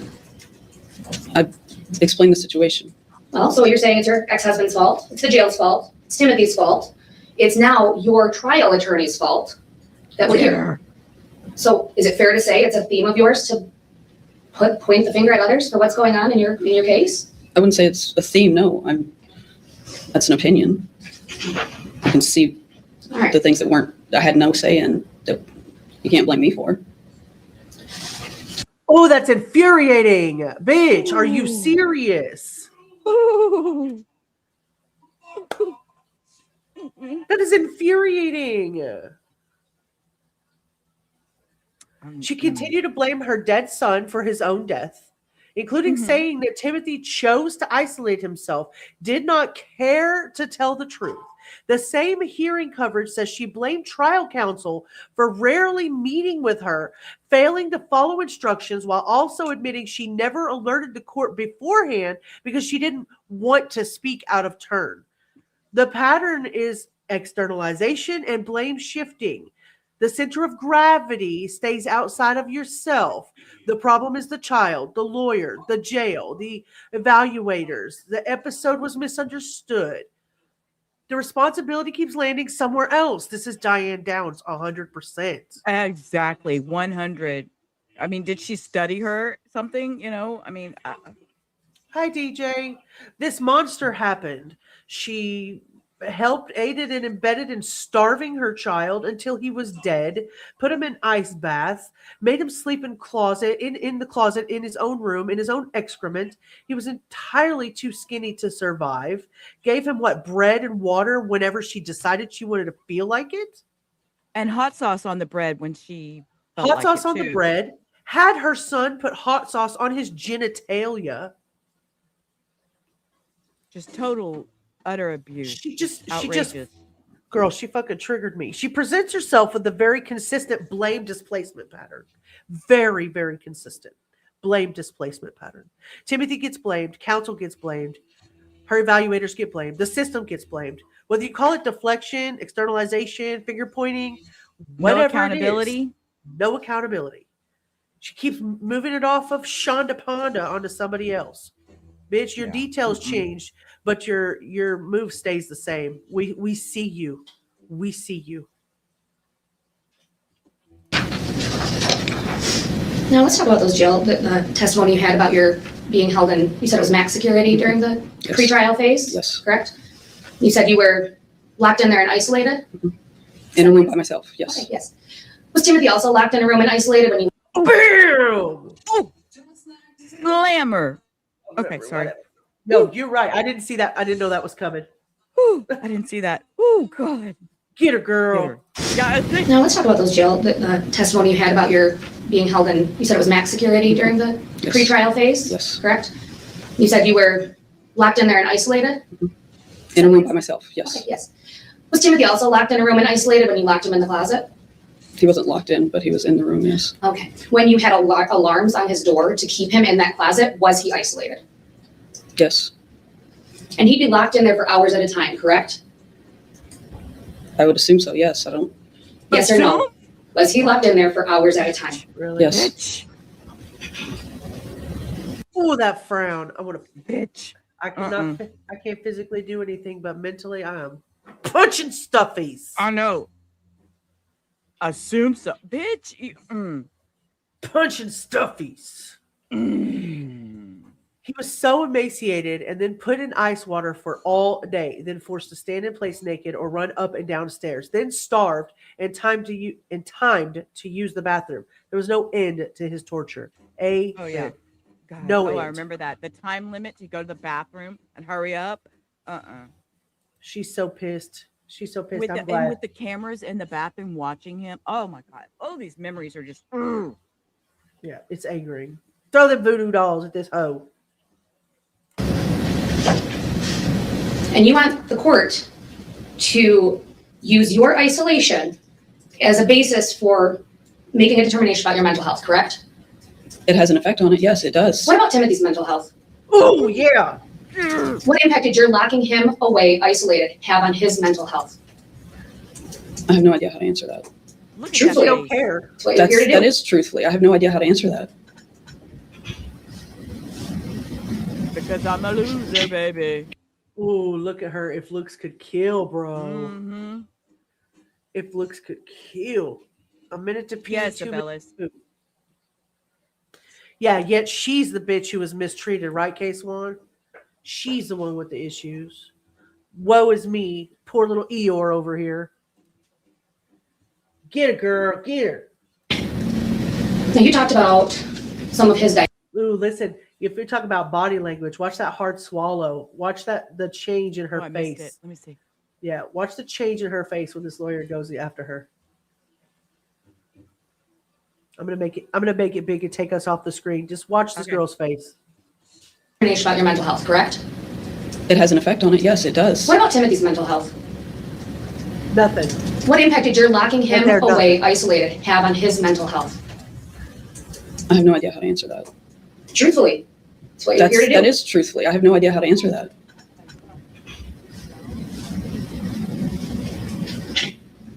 Well, she is clenching Now, you that talked jaw. about some of his diagnoses, correct? Yes. Obviously, it wouldn't be beneficial to him to be isolated like that, correct? Yes. I mean, he isolated himself too. He did not. I offered to, there were kids in the Victim neighborhood. blaming. And I actually specifically asked them. He wasn't the most coordinated kid in the world, but they were playing basketball one day and I said, hey, can you? Oh my God. Not only victim blaming, but now he wasn't the most coordinated kid in the world. So maybe you could come over. Go ahead. Let's just not degrade this child right now. Oh my. That's all she does. That's all she ever did the whole trial. Not even fully able to process as he had cognitive issues. Way to prey on the weak and innocent. Shanda Panda, you're horrid. Just because one can give birth, that does not make them a mother. Absolutely. Coffee says she don't know where she at. She will realize soon. Idiot, lock her up, throw away the key. I agree. No remorse. None whatsoever. Come over? They said anytime. He never wanted to do that. When we went to little man's baseball games, he stuck to himself or with us. He didn't want to go talk to the older kids. He was probably told not So it's to. your testimony that Timothy isolated himself. Some of the time. Not all the time, but some of the time. Timothy, who you went to such lengths to keep away from your in-laws that you were tracking their location so that your child G would be outside when his grandparents arrived, is the one that isolated himself. I did not. That was not the point of finding out where mom was. It was because the house was a mess. It had nothing to do with Timothy. That thought it hadn't even entered my mind until I got asked about it at trial.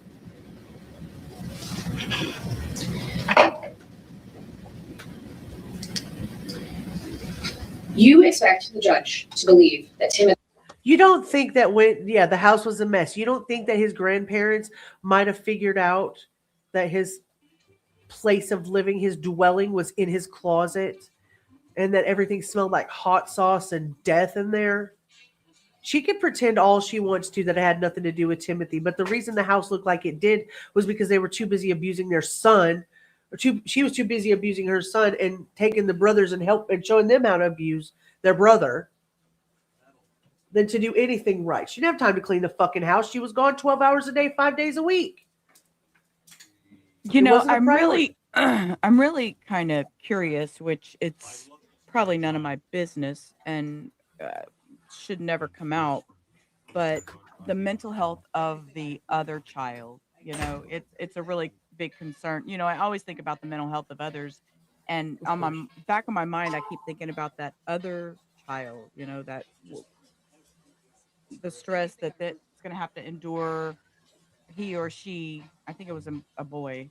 And I won't lie, I haven't looked into the other kids, you know, beyond the older brother that I haven't assisted either. with. I haven't either, but now just sitting here talking about it, in the back of my mind, I'm having that little concern of, you know, what about them? Where is their mental health at now? And what have they got that they're going to have to suffer now, because not only is their mom, their brother is in prison, and they lost a brother, and now this other child has to endure this thought and this pain the rest of their lives. Yeah.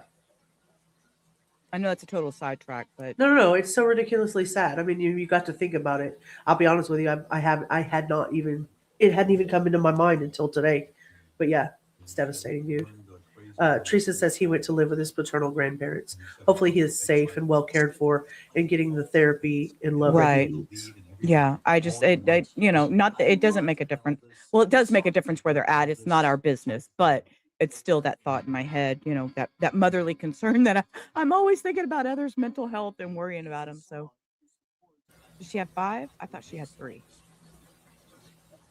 I'm not sure. I need to look that up. However many she had, she didn't take care of any. It doesn't matter. She didn't take care of them correctly, period. But yeah, I don't know. She may have had 5 kids. He did this to himself, correct? Can you define this? Well, that's what your testimony is that he isolated himself. I said some of the time, and you said this. That's okay. I'll clarify.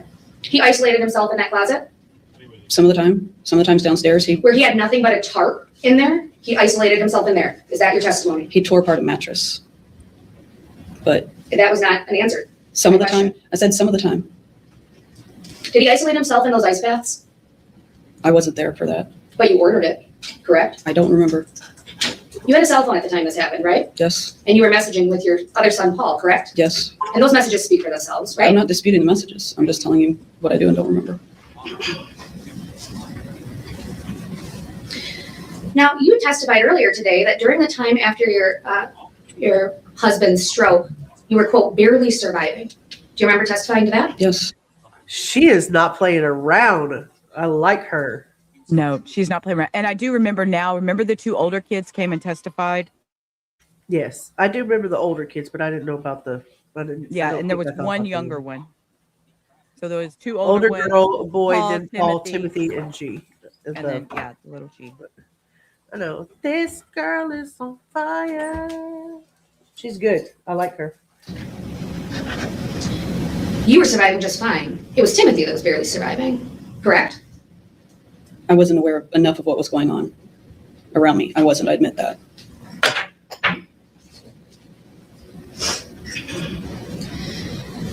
Now, another claim in your post-conviction motion is how your attorney, Mr. Johnson, handled the surveillance video from that closet, correct? The motion about it, yes. Oh, yes, I know what you're talking about. Yes, from the brief. And so you are claiming that it was ineffective or deficient of Mr. Johnson to let the police officer testify to the contents of that video, correct? I mean, if that's what's, I trust my attorney with that, so. Did you observe that video? No. You were in that video, though, to your knowledge, correct? As far as I know, yes. And that video has been described by multiple individuals as extremely graphic and haunting. Are you aware of that? I think I've heard that, yes. And that video actually, in fact, shows your son take his final breath.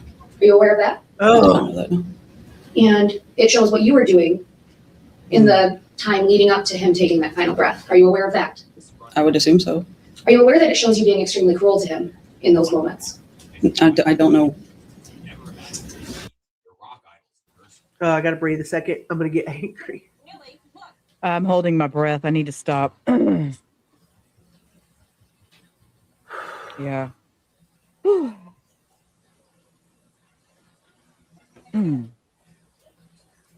Yeah, it brought tears to my eyes. I do remember that video now that I don't know, we watch so much true crime. Sometimes I forget the coverage and the footage that we've seen and that we haven't. And so I never just automatically process it as like, oh yeah, I've seen that, but because I didn't want to go back over that footage. Oh, did But you yeah, go look at that video? No, I've seen it now that she's saying Now about the that she final refreshed breaths your and memory? yeah. Mhm. Yeah. Yep. She kept him in a closet, kept their child in a closet so dark, so small, so absent of anything. Evil, pure evil walking on earth. That's who. She has one older boy, one girl, her demon Paul, Timothy, and the little boy with her dead stroke husband. She had cameras. She knew what was going on. Yeah. Johnson did his best in great. Yeah, I agree. I don't think they testified. They gave victim impact statements. Right. They gave impact statements. You're right. You're right, Abraham.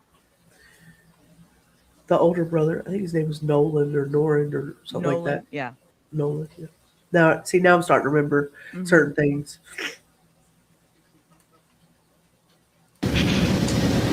You also aware that after he's passed away, it depicts you dragging him out of that closet. Are you aware of that? I remember performing CPR, so I guess was what happened before that. Okay, one second.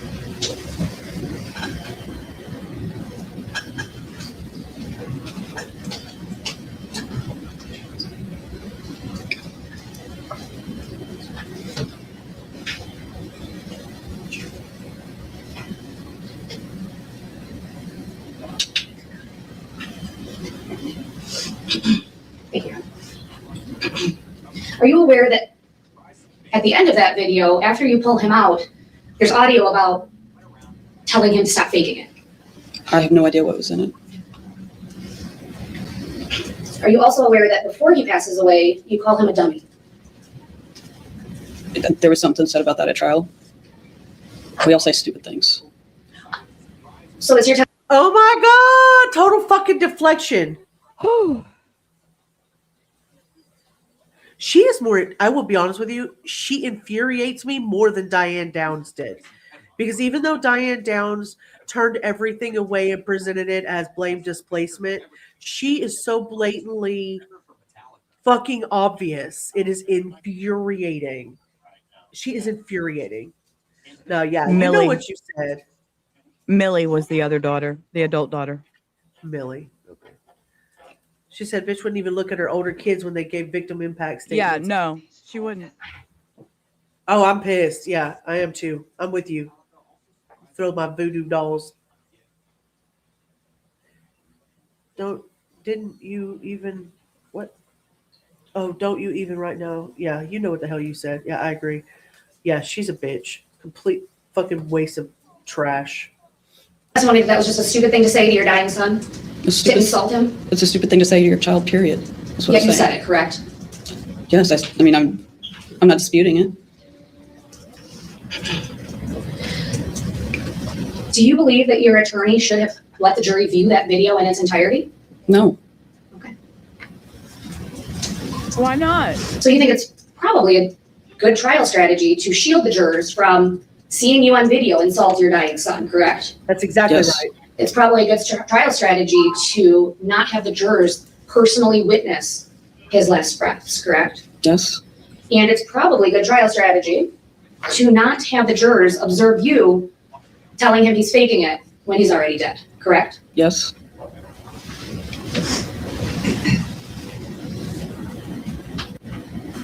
Right, Christine? How? Because of the delusions of grandeur of this No, woman. it's your That's how. And what sense of entitlement she has, even behind bars, to think that she deserves a second trial. You were found guilty. Right. The delusion is real. I mean, she's lost her mind. Look, Testimony and that during the trial there was some discussion about the manslaughter. I'm so sorry, Rubber. I'm so sorry. Oh no, I had seen a comment. How do you get this effed up? Well, Hi, Dan. Welcome in. according to her, she has anxiety or panic attacks and dissociates. No. The problem is that she doesn't remember, and she's not going to dispute anything because she doesn't remember. She's disassociated so much that she can't fucking remember anything. So that's her diagnosis. CRS. Can't remember. Shit. Yeah, she is worse than Diane. I mean, you could go back and watch. I was pretty pissed off with Diane, and don't get me started on Leticia Stout. But this bitch right here makes me want to punch stuffies in the worst way. Worst way. Instruction, correct? What do you mean? I'm sorry, can you rephrase that? So you testified on direct that when Mr. Johnson came to the jail, he was discussing jury instructions. Oh, you mean this hearing? Yes, I'm sorry. I'm sorry, not this confused. hearing. I apologize. The trial. During the trial, there was a discussion that Mr. Johnson had with you about the manslaughter instruction. Yes.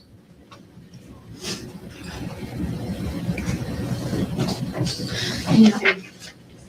I'm going to ask a couple of questions that sort of dovetail off of the court's questions here, though. And I'm sorry to go backwards, but you said when you're having these dissociative episodes, you have involuntary movements. Mm-hmm. I'm sorry, it's being recorded. So Yes, I'm sorry. And let me ask you this. Was it an involuntary movement for you to grab the garbage can while you were testifying? Was that unintentional? I don't know what you mean. I mean, I was going to throw up. Okay, so did you make I have a question. So she just testified a second ago that her and Mr. Johnson discussed the manslaughter outside of the courtroom? Okay. I'm glad you caught that too, because I'm like, wait, I thought they didn't discuss it. Well, this is a significant fucking problem, is it not? Because if she testified that Mr. Johnson discussed manslaughter with her outside of the courtroom, that's one of the versions that she's using for ineffective assistance claims, right? Right. That's what she said. That's what was said. Okay. So in Johnson's November 2025 testimony, it was that she never gave him permission to make the manslaughter statement in closing. Hello? I know, even my dogs are pissed. Anyway, I'm sorry. In November, the testimony was that she never gave him permission to make the manslaughter statement in closing. And appellate counsel argued that she never consented to give that kind of an argument. So if today she admitted the subject of manslaughter was at least discussed, and then the fight changes from Johnson blindsided me with a theory I knew nothing about to, yeah, we talked about it, but I didn't authorize it, did not understand it, did not agree to him conceding it in closing. That's different. Mm-hmm. That's much different. So legally, the discussion by itself doesn't automatically save Mr. Johnson. But the question really is whether she knowingly approved the concession of the counsel making that type of I'm angry. The question is whether she approved the counsel putting that material into the courtroom or not. But credibility-wise, it hurts her because it makes her story look like it was a total surprise. So she's like shifting her account of everything. She's shifting her account of everything. Are we adjusting the narrative? Is this Yes. If Shanda admitted today that Johnson discussed manslaughter with her outside the courtroom, then her claim is no longer that this came out of nowhere. Now it becomes we talked about it, but I didn't consent. That's different. That's a less sympathetic argument in court. Absolutely. Oh. It doesn't kill the motion, but it absolutely changes the narrative. I would have punched stuffies, yeah. Involuntary movement, it's like you accidentally kill people. It was an involuntary movement. I don't remember. I don't know. I am sick. Yeah, right? My worst are this one by magnitude. Leticia, Lori Dumbbell, Lori and Jody, Brittany Gosney. Oh, yeah. Brittany Gosney's bad. Jody Hildebrandt. Ruby, not Lori. Oh, Ruby. Okay. Ruby and Jody. Ruby and Jody, yeah. And you didn't know Brittany. Oh, yeah. That one will piss you off, Christine. I don't know. This testimony to me, this kills the whole fucking hearing. Yeah. Her just saying that to me. We'll see how the judge sees it. the choice to extend your arms and grab it? Yeah. And did you make the choice to lean your body over? I don't know. I don't know on that. I mean, I was about to throw up, so. Did it happen by accident that you were positioned that way? I mean, no. Are you aware there's no vomit in that garbage can once you left the courtroom? Oh, I have stop no her. idea. You faked the vomit, correct? I didn't fake anything. I dry heave all the time. I dry heave from motion sickness before I got the motion sickness med I used this morning for the trip over. Okay, let's talk about that. So didn't you claim at the last hearing that you had some motion sickness on the way into court? Yes, I did. And do you recall whether or not that was supported by any of your transport team? I remember they said that they had glanced at me in the mirror. I mean, I know I was dry heaving. I didn't actually throw up anything, but that's because I didn't eat intentionally. Because I knew I get motion So do you sick. remember, I believe there was some in-court inquiry to your Department of corrections officers. Do you remember them saying something from these seats back here at the last hearing? I remember them talking from there, yes. Okay, and I believe the judge, and I don't have the transcript, but I believe the court may have even sworn them in briefly for a couple. One of them, yes. One of them, yes. And it was as to your claims of motion sickness, or how you were feeling on the transport. How I correct? was feeling on the transport, yes. And there's no mention of you vomiting in that transport van, correct? No, I dry heaved. I didn't have anything on my stomach to throw up, thankfully. Thankfully, you didn't have anything in your stomach, but Like Timothy didn't have anything in his stomach either. Yep, agreed.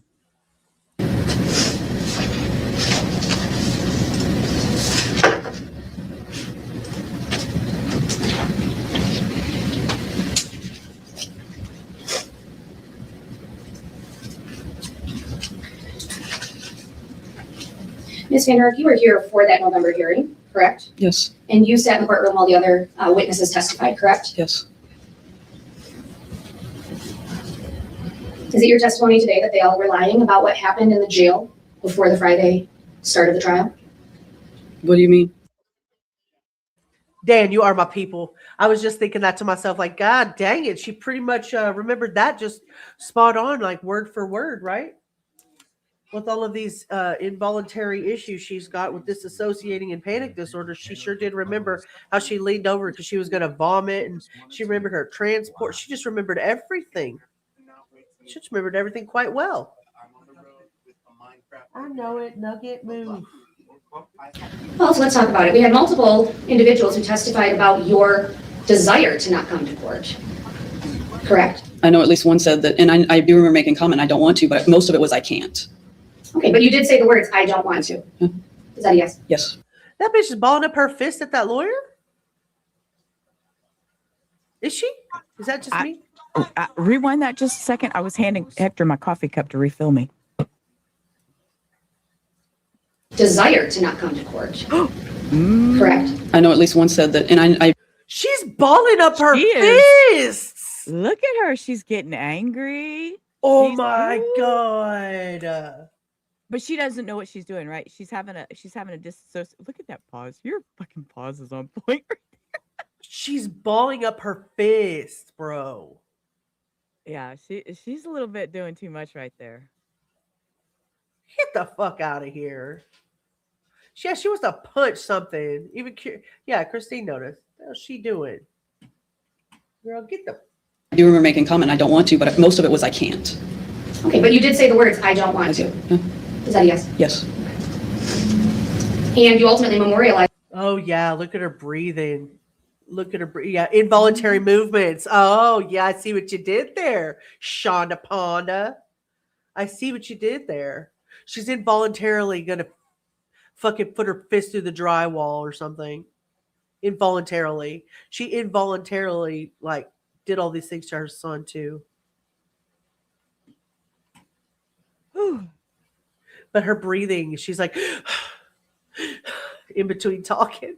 And her eyes, the way her eyes keep getting like these like shifty, roly looking. Oh, she's hateful as hell. That in an affidavit. Yes. And you don't dispute that that is something you signed, correct? No, don't dispute it. I signed it. Do you remember? Actually, let me strike that. Let me rephrase. Miss Kentucky testified about her observations of you Yes. that morning, correct? Yes, she did. Although hers were different than Fred's and mine, but some of them. Her observations of you were different than you? Her observations of you were different than those of yourself. No shit, Sherlock. This is the smartest bitch on the planet. It's fair to say you have some selective memory about what you remember from that morning, correct? It's not selective at all. I still have memory issues to this day. So It's fair to say, though, you remember some of the things, enough to Some say of Miss Kentucky's is different than yours. Well, because I sat there and I was the one that wrote the affidavit.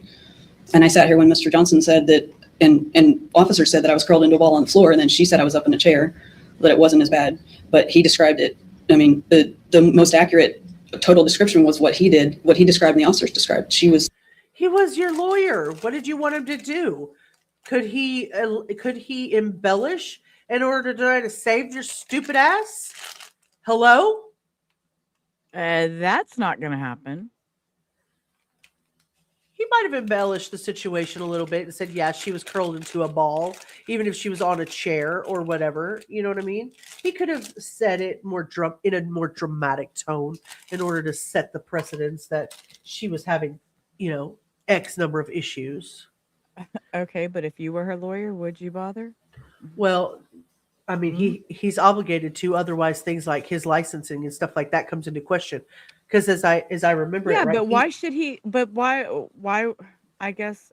So you're trying to say that he would embellish her ailments to make her in a better light? I mean, no, not her ailments. The situation, the specific situation. Oh, okay. I was misunderstanding. My mistake. I thought you meant. I'm like, why would he embellish that? Okay, go ahead. But it's not unheard of for a lawyer to. I'm not saying embellish or lie. I'm saying to exaggerate a situation. You understand what I'm saying? Instead of saying she was, instead of saying she was sitting slumped in a chair, he says she was sitting there with her hands, in a ball, and she was just closed up in a fetal position. Just making it more dramatic than it was. Okay. Hers wasn't as accurate. So you're saying that Mr. Johnson's description of you that morning is accurate? From what he said, as far as curled up into a ball and not able to communicate, yes. So I said yes or no. Mr. Johnson's testimony about that morning is accurate. As far as I remember, I'd have to yes go back. Or no? Yes. Okay, thank you. I have nothing further. All right, Mr. Anders. Are you saying all of Mr. Johnson's testimony is accurate? Absolutely not. Okay. Not even close. All right. You were. I find it quite telling at the beginning of him talking. He hides his ass behind that podium. From that lady? Yeah. I find that quite telling. I just thought I'd notice that. It was kind of giggly. And the way he was standing is not quite sure of himself. Seen by a number of professionals, correct? Yes, sir. One of those professionals is Dr. Colin King, is that correct? Yes, sir. And the prosecution mentioned that on page 10 there is a conclusion part. I'm sorry, is this James Owen's brother? I have no clue, but that's not James Owens. It sure does look like his brother. Let me see. I'm going to see if I can pull it up who it is. He's as far away he can get respectfully. Yeah, absolutely. He's standing on the other side of the podium. And look at that lady back there. Her face is like, mm-hmm. Go ahead, spew those lies, sir. Mm-hmm. She already knows. She's been there before. You testified as to that, is that correct? Yes, sir. The ultimate conclusion on page 11 of Dr. Collins' report, can you read that, the highlighted portion? Yes, sir. After reviewing the text messages with Ms. Vander Ark and the police report, Ms. Vander Ark continues to insist that she did nothing wrong and was not convinced that her actions and instructions caused the death of her son. This clinician is of the opinion that Ms. Vander Ark truly believes that her actions were appropriate and not harmful. Okay, and this is a report that... Oh, wow. We got a really good chance of leveling up. Suki now. Thank you. All right. Well, thank you. Guess what? Guess what happens to your comments? Thank you, No, Suki. but I want to make $100 an hour. Dang it. I must have a rich uncle in somewhere. Yep. Mr. Johnson gave you? Yes. And you talked about this with Mr. Johnson? I don't remember how much we talked about that. Okay. As far as you're aware that you've always expressed your innocence to Mr. Johnson. Absolutely. Did you ever concede or ask him to concede to anything? Absolutely not. I never would have. Now, after day 3 after your testimony, were you seen by any medical personnel? No. On day 4, were you seen by any medical personnel? No, sir. I have nothing further. No. I have some questions. Ms. Vander Ark, I think you testified at the beginning of your testimony for Mr. Ambrose, is that you said on day 1, Mr. Johnson told you that you had to testify. Is that true? No, I said I knew I had to testify. You knew you had to testify? Yes, sir. Okay. And did that conclusion come from the conversation between the two of you? Or was that something that you were already had concluded in your mind even before you talked to him? I think it was mostly I concluded. I mean, we discussed it, but I kind of knew that from the first time. So you knew it. So you're telling me this idea of you testifying came independently even before you had spoken to Mr. Johnson? Yes, sir. And then did Mr. Johnson? Oh, slap that bitch right across the face, Judge. So yes, you decided before your lawyer even told you that you were going to get up there and run your mouth and decide to put your story out because you wanted to be heard. Number 1. Number 2, that doesn't make him ineffective because he didn't advise you to testify. You'd already made up your damn mind you was going to do it regardless because you wanted to control the narrative. Absolutely. Discourage that idea? Did he encourage that idea? He agreed with me the whole way. We talked about that multiple times and the whole process. And we always said I had to testify. There was never a question in that. You said that Mr. Johnson, the discussions between the two of you, Exactly. and it's largely centered around that the prosecution had to prove intentional acts. Is that true? For the child abuse charge, yes. Okay. Intentionally knowingly. Intentional and knowingly. Okay. And you said you two agreed that, based on what you were telling him, that intentional and knowingly cannot occur. That's correct. Okay. Was there ever discussion after that about, well, it's potentially there could be a negligence argument here? No, we never Never talked discussed about it. that? Never. You had indicated that you saw Mr. Johnson, you said around 2 to 3 times during that first month after you were arrested and taken to the jail. Is that correct? Yes. Okay. After that, you used the phrase, I saw him once in a blue moon. Can you give me an approximation how often that you believe you saw him going forward? Once a month, twice a month? It wasn't. I think when he testified, he said once every other month. I don't feel like it was even that often, but I don't What's know. your independent memory? How often you came? I would say once every 2 months. Once every few months. Do Yes. you mean 3 months? At least 3, yes, sir. So once every 3 months. Okay. All right. Did that frequency? So I'm sure that they had that on record somewhere, right? On who her visitations were, even though they had private talk between the two of them. I'm sure that was on record that he came into the jail or that he came into the prison. Right. There has to be, yeah, they'd have to have documentation of that. Okay, so I mean, to me, he's doing what you would do as a parent, right? A judge sometimes asks the questions he already knows the answer to, maybe? Yep. I don't know. Maybe. The increase as the trial approached? I don't feel like it did. I mean, there was a couple at the end that were closer together, but The month before the trial, can you tell me how many times you remember him visiting you? I'm thinking 1, 2. There was 2 actual visits, and then we came in here for 20 minutes. Okay. Is it notable to you the difference in her voice, the way she speaks to the judge, as opposed to the way the prosecutor and her were Yes. having that interaction? She's so much softer. She doesn't like women. And she No, doesn't I've like noticed anybody that. challenging her authority either. To do a little bit of prep, just a few minutes. I want to make sure, I should have prefaced what I was saying. When we're talking about Mr. Johnson being himself, Yes. not any other member of his team. No, I mean, So those that you were testifying to was Mr. Johnson himself. Is that Yes. correct? Okay. Were there any other members of his quote-unquote team that had come and talked to you outside of those times? Mr. Johnson had come individually, so separate from Mr. Johnson. you mean just before trial, or what do you mean? No, well, let's start. You said 2 or 3 times Mr. Johnson the first month. Was there anybody else from his quote-unquote, let me go back. What did you know of his team? What did you consider his team to be? I knew he had some interns. He had the original social worker. I don't remember her name. I'm sorry, I'm bad with So names. social worker. She came in once a week to the jail for a while. Okay, once a week. Right. And then that was it. We came in for a hearing. I think it was to something about competency, and Nick Goings was there. Okay. So I knew he was on the team. And then both the social worker and Fred had mentioned a research attorney. Okay, did you ever meet the research? I did not. So you believe 2 interns, research attorney, at least 1 other attorney, Mr. Goings, and you believe he was an attorney, correct? Yes. Oh, I knew he was. And Mr. Johnson, is there any, and then the social worker, was there anybody else that you knew was on his team?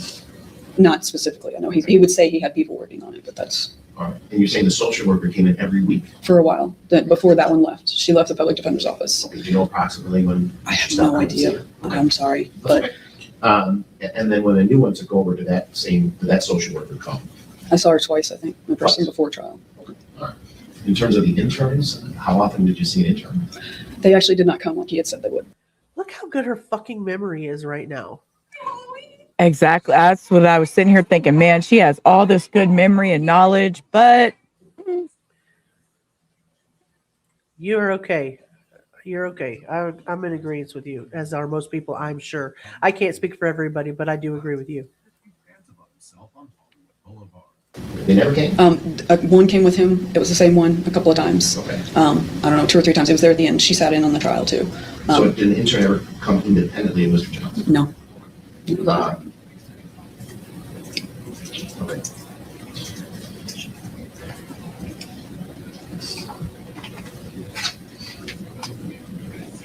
I read your affidavit. One of the arguments advanced by your attorney and you in the affidavit was that Mr. Johnson did not argue what you felt. Well, let me ask you a question. The dehydration argument, was that to you should have been the primary argument? I did not know about that until the medical examiner testified. Okay. So when I realized that, I asked him to ask about it, but I think he only asked one question and that was it. I didn't even know about that until that day. Okay. In your affidavit, it says, and this is one of the paragraphs, this is page 11. It says the medical examiner stated that one of the main causes of death was dehydration. It says, I specifically asked Mr. Johnson to examine this much deeper. There was no accusation against me regarding depriving Timothy of water. This alone could have raised a reasonable doubt that Mr. Johnson never pursued the subject at all. When you make the statement, I specifically asked Mr. Johnson to examine this much deeper. Are you saying was this before the trial, or was this after you heard the medical examiner testify? This was after I heard the medical examiner testify. So it's your testimony, and when you said you asked Mr. Johnson to examine this much deeper, was that during a break after the ME had testified? No, it was in the middle of it. I wrote him a note. Well, you wrote him a note? Yes. Could you recall what the note said? I put dehydration ? And I said, please ask more about this because he had access to water. Yes, sir. And your testimony that he did not. Oh, this bitch. Dehydration ? Because he had access to water. How much fucking water did he have access to? Well, enough to put him in the tub, but come on, he couldn't even hold his head up. Abellis, thank you so much for hanging out with us. I know you got to lurk, and I appreciate that. You be safe, okay? Hopefully you'll hear us in the background. We won't be. Let's see. We've got about 20 more minutes of this, and then we'll probably be out of here pretty soon.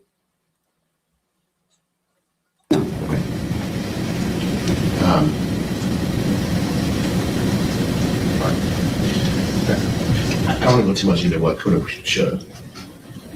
Did Timothy have access to water? Yes, he did. Was he cognitively capable of getting water on his own? Yes, he was on the spectrum, but the only symptom he really showed was awkwardness. He was grade level. He was passing all his classes. And he could communicate. He did interact with some people at little men's baseball games. But he just ask the right question, Judge. Was he fucking allowed to have water? Ask the question. Ask the question of whether he was allowed. Not yes, it was he cognitively able to get water. Yes. Did you allow him to get water, you bitch? Right. Did you allow it? I mean, oh my God. Orange Rose, thank you so very, very much for the $4.99. I really appreciate you. And she says, until my husband cuts me off, I'll send my support, even though I'm the breadwinner of the family. Love you, Leo and Rubber. And we love you too. Thank you so much. So adore you. Thank you, Orange Rose. Yeah, absolutely. Sorry for typos. Dang YouTube and autocorrect. It's okay. We understood what you meant, and you're more than appreciated. And I will play my grifty wizard. It's a bird, it's a plane. Smile, it's me, ho. Money make a trend, and this bitch dropping C notes. Oh yeah, I talk that shit like I walk that shit. Ran that mouse, running to that money. Yep, that's Orange Rose. C notes in the chat. Clap, clap, clap. Thank I'm you. over here dancing in the background. Thank you so much. Earlier, he was a loner loser. Now he's perfectly capable. You know what I mean? Like, come on. Come on. Yes. Y'all out here buying me cookies today. I'm hungry. Thank you so much, Orange. was awkward. He didn't want to hang out around other kids. And he was 15. He was, you try to hug him, he's like, Mom, go away.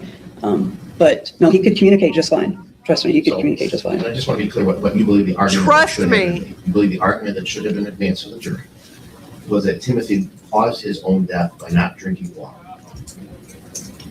I mean, I think that something should have come up. And I just told him this, I probably can't even. Is that the argument? Is that the argument that you believe should have been advanced to the jury, that Timothy caused his own death because he stopped drinking water?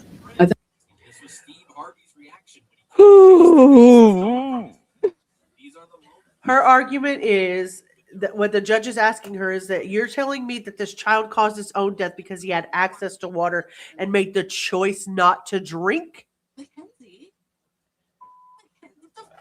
And I wouldn't hug you either. Trust me. Trust me. I have no trust in her words. No, she's not to be trusted. Everything she says is a lie. A lie to be lying.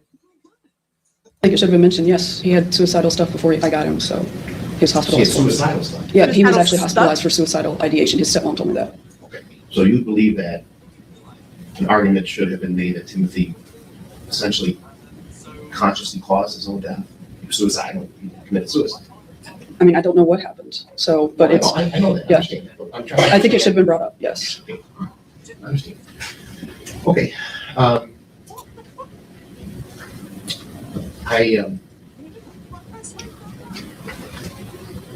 Did your concerns with Mr. Johnson's representation, did those arise prior to the trial? I was worried about it along the way, yes. Okay. Did you ever attempt to bring those concerns to the court's attention? No. Okay. I wasn't in good shape. Remember, the time I was isolated, I wasn't eating, I wasn't sleeping. Man, wrong answer. At least Sarah was like, my lawyers suck. Give me about 20 different ones. No, at least if you had any indication of what was going on with your lawyer or thought he was ineffective or thought he wasn't going to do what he was supposed to do for you, you scream at the top of your freaking lungs. That judge would have listened to you. You're a piece of shit. I was not in good shape. You had the ability to write letters, correct? Yes, but I didn't have any. I mean, for the most part, at first I had a little bit of money on my account, but I didn't have any Well, you envelopes can or write anything. cuts, correct? Yes, yeah. Those are free, correct? Yeah, you can write them, they go to your attorney. Were you aware that you could send one to the court? No, I was not. Now, you were in court a couple of times before trial, is that correct? Yes. All right. Is there a reason you did not bring that issue to the court at the time of those hearings? I didn't want to speak out of turn. I mean, I wasn't thinking about it right then, but I just, those hearings were for certain purposes. You speak out of turn for every damn thing else. Sarah Boone spoke out and spoke up and bitched and complained. Why didn't you? She worked in the court. She knew. Yeah, exactly. Yeah, Bullshit. she knows She knew what to she do. knows. Yeah, that's I call bullshit. Mm-mm. So you didn't feel that you could directly bring those to the court? Yes. All right. Exactly.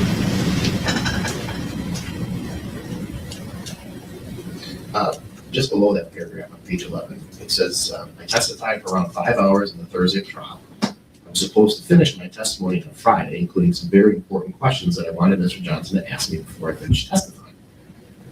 Do you recall what those questions were?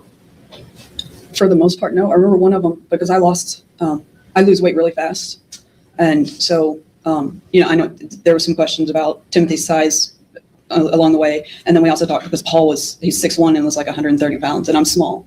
And I was going to have him ask me about how quickly I lose weight. Because if I don't eat for a day, I'll lose a couple pounds that fast. Okay, we know this bitch is delusional now. Stop. We're watching her sit over there. She ain't small.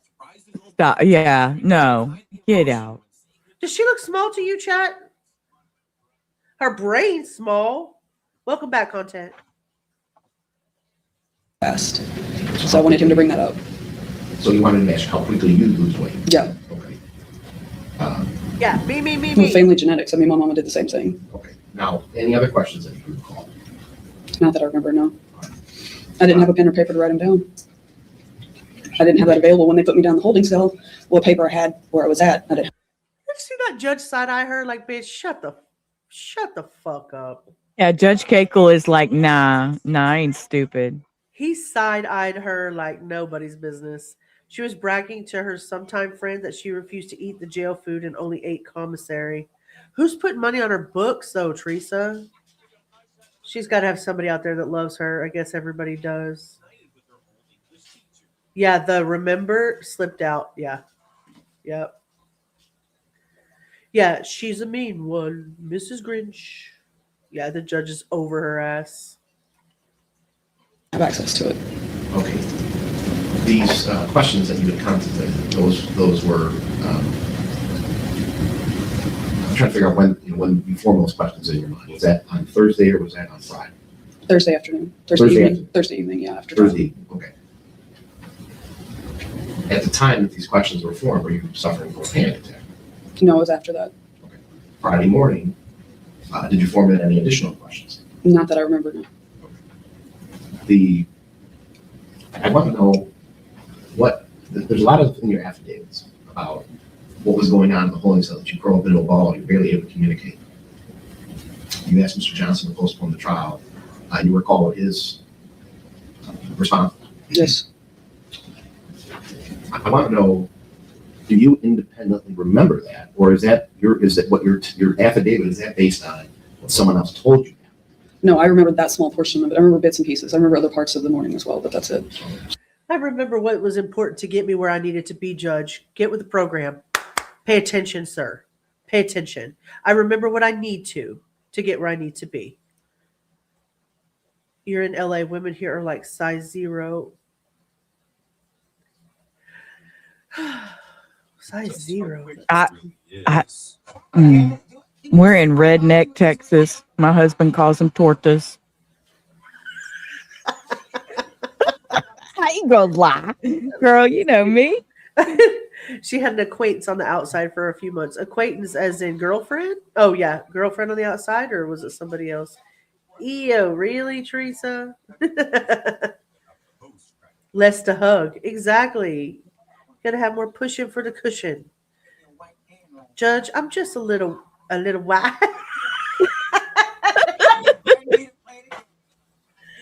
Oh, that was Sarah Boone.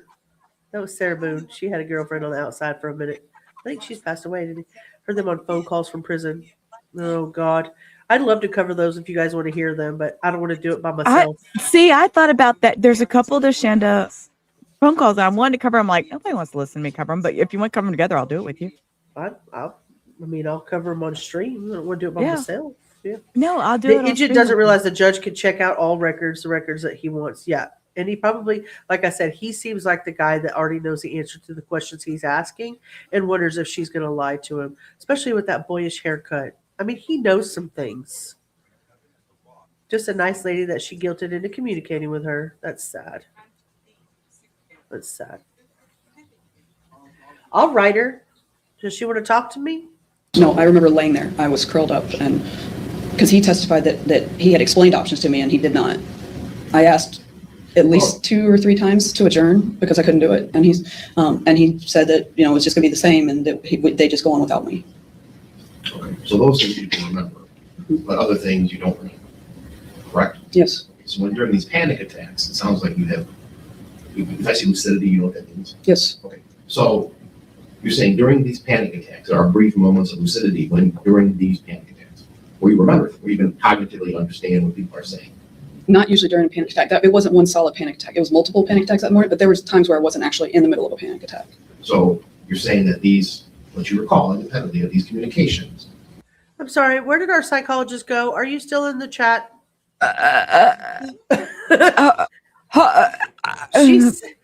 She is saying that, okay, the parts that she remembers and where she was able to write her affidavit and make her statements and do all of this cognitive thinking was in between all the little tiny panic attacks that she is feigning in order to get her way. I'm telling you, she does like to hear herself talk. I'm again, like somebody who has had panic attacks. I don't know that I've had one calm down for 2 hours and then jumped into having another one. I don't know. I'll be honest with you. It sounds like what she's describing to me is anxiety. Anxiety. Exactly. That's all I could think of was anxiety because, yeah, you get anxiety, you get all flustered, your heart starts fluttering, you start feeling anxious and sick. But that's that can different. come and go. That can come and go. But panic attacks, an attack is so much more. I don't know. Everything she says I said I would not say this. Egregious. But she is Yeah. egregious. All right, let's get through this. Is when you were not suffering a panic attack. Yes. So the recollections that you have are from non-panic attack instances. Correct? Yes. I don't believe a word you said. He almost shook his head no. Right?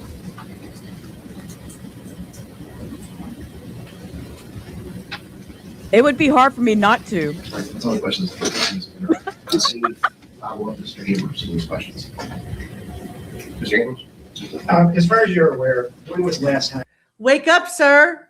The judge is talking to you.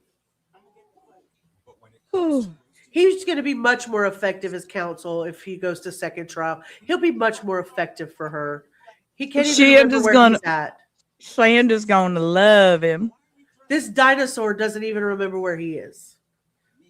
She's trying to sound like a. Oh yeah, well her name is Shanda Ponda. Okay, Shanda Ponda. Egregious. Yeah, he's testing the waters, and she is drowning. She's drowning. It's times like this when I wish we could go back to the days when the judge told the truth. The system is too soft now, in my opinion. You have comment of the day, and I'm going to send you pizza.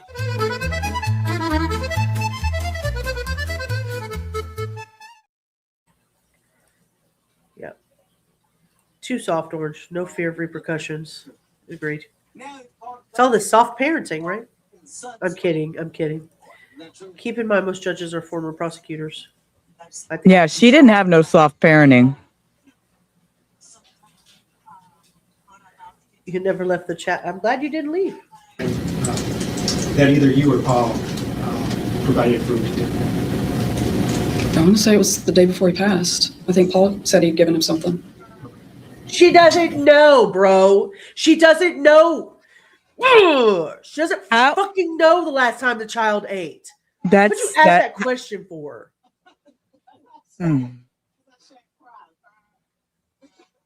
I can tell you the last time my son ate, what he ate. I can tell you the last time mom ate, what she ate. I have 3 cats, 2 dogs, a turtle, a 25-year-old, and a 41-year-old, and myself. And I can tell you when we ate was the last time we ate, and how many freaking sodas they pilfer from the fridge.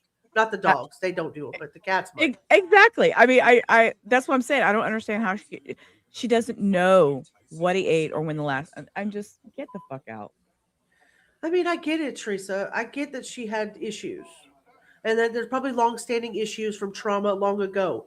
But if those issues were brought up when they were happening, or they were addressed when they were happening, maybe some of this wouldn't have been happening. And I do agree that the mental health industry has come a long way in the last 15 years. A long way. So, but I still have no sympathy.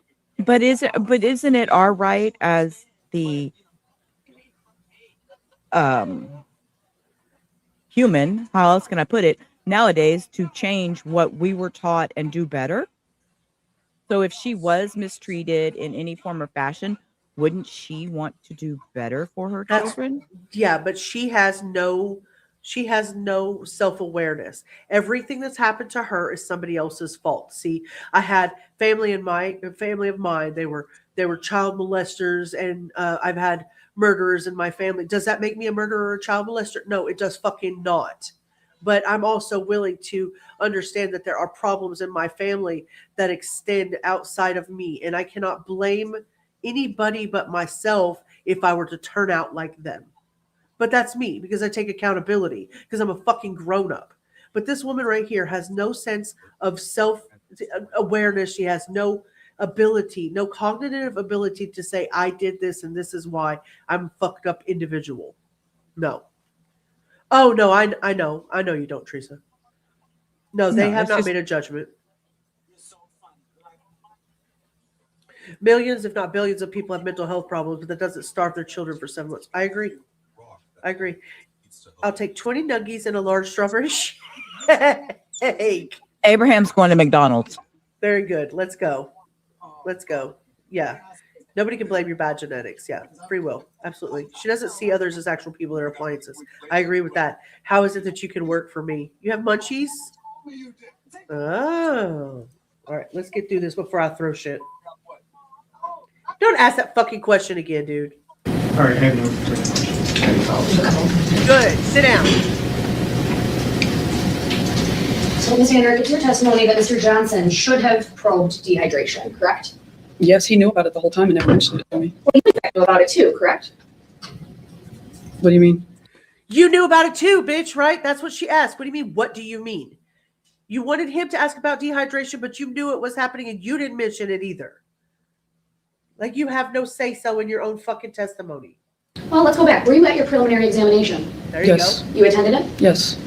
And do you remember the testimony of Dr. Joyce DeYoung, At the preliminary?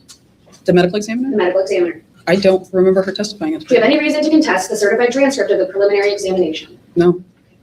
And in fact, on page 87 of your preliminary examination, the forensic pathologist testified his cause of death was dehydration and extreme emaciation due to malnutrition and starvation. Any reason to contest that? No, I don't even remember her testifying. Now, there was also, I'm sorry, I cut her testimony off short though, but a significant contributing factor of exogenous hypothermia, so exposure to cold, end quote. Any reason to contest that? No, she's the medical expert. The reason he had hypothermia is because he was in water for hours before his death, correct? That's not what Paul told me. Paul had run. I didn't ask you what Paul told you. If that's what The she evidence said. showed. She's the you just said yes, you agree with her about the hypothermia because she's the medical examiner. She asked the second question and all of a sudden it wasn't that, it was Paul. Like Paul, she's yeah. still the medical examiner, bitch. Same lady. 2 seconds later. Wow. That Timothy was in an ice bath for hours before his death, correct? Not the whole time because we didn't have enough ice for that. Okay, well, let's go to this. You had Oh, you fucking animal.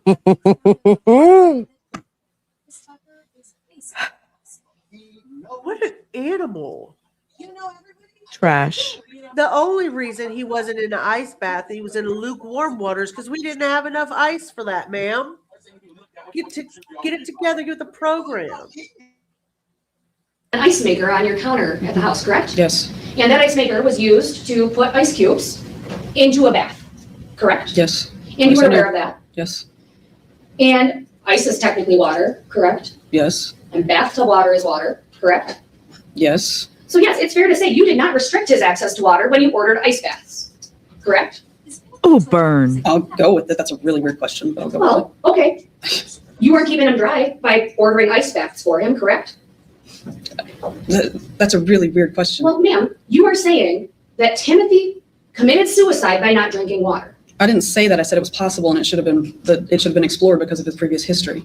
Well, do you understand that if it had been explored, that there'd be further questions about the ice baths? I don't know. Because naturally a bath contains water, correct? Yes. Which was a punishment that you ordered for your son, correct? Once or twice, yes. Once or twice a week? Jackie was super generous. Once or twice a week? Rubber, give me those fucking duckies. I'm throwing them out. Oh my God. Oh my God. It ain't a fucking weird question, bro. No, He's it's just, laying it's water. simple. Answer it. And I mean, oh. And if a kid is thirsty and he had the ability to fucking drink water, he would have done it. If he had the ability to drink the water and was allowed to drink the water, he would have fucking done it.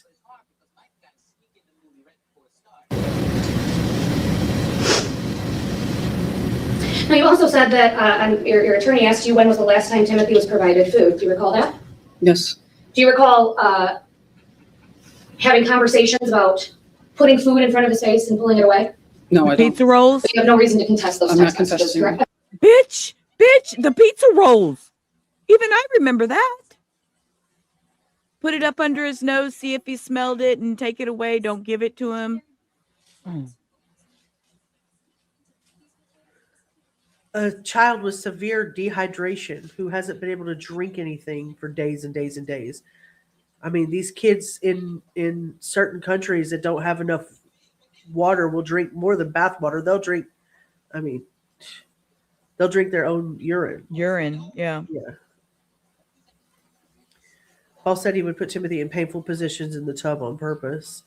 I'm really sad and awful thought, and I apologize to chat, but maybe he cried more water out than she allowed him to take in. Yeah, that's a sad thought process, but I agree that's a possibility. Poor thing. How many times have you all ordered an ice bath for anyone? If you answer is one or more, you're a monster. Yeah. He had plenty of toilet water. Did they say that and I missed that because I was ranting? Did she say that and I missed that, Abraham? And I was ranting? I remember they were even frozen, were they not? They were frozen pizza rolls. I don't remember if they were frozen or not, but I remember something about holding the pizza rolls under his nose and see if he come to or something and take it away. Don't actually give it to him. Yeah, even people stuck in the sea, knowing it's salt water, will end up drinking the water out of thirst. Ugh, pathetic. I'm sorry, let me finish my question before you answer, okay? You have no reason to contest those text messages, correct? Correct. And so if they say that you said to essentially tease your starving son with a pizza roll, that Paul should do it.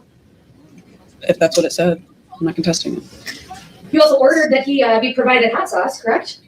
Yes? Okay. Is that the food you're talking about with your attorney saying you provided food? No, not as far as I know. You also ordered that he have hot sauce placed on his genitals, correct? Stop the press. I was just gifted a membership to the wonderful Gray Hughes Investigates community. Get the... I am not subbed up to the Gray Hughes Investigates community, but I was gifted a lovely membership so that I may explore all of the riveting content on the members only page.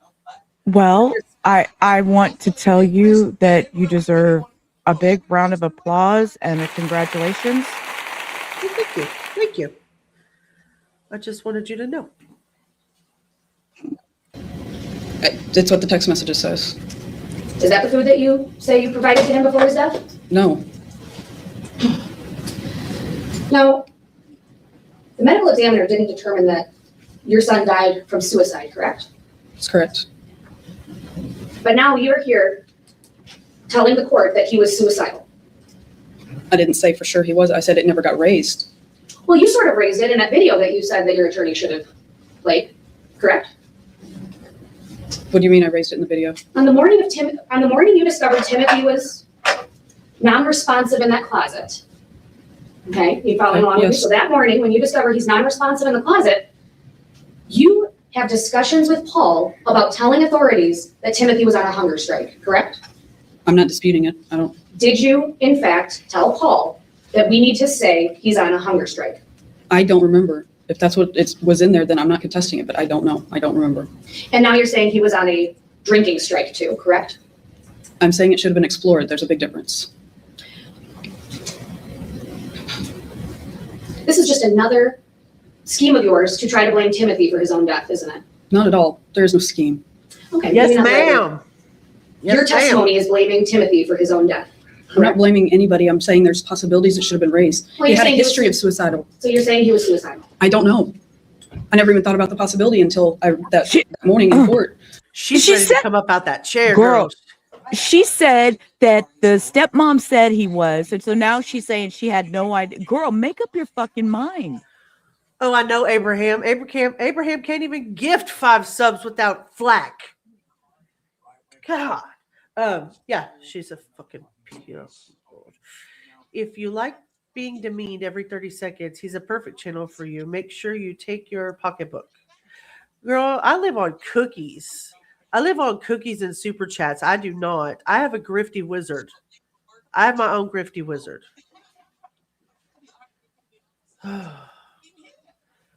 What did you do to make YouTube so mad at you? Maybe we should put you on trial. Yep. I agree. Abraham, you're going to be the mock trial. She said the stepmom said he had ideations.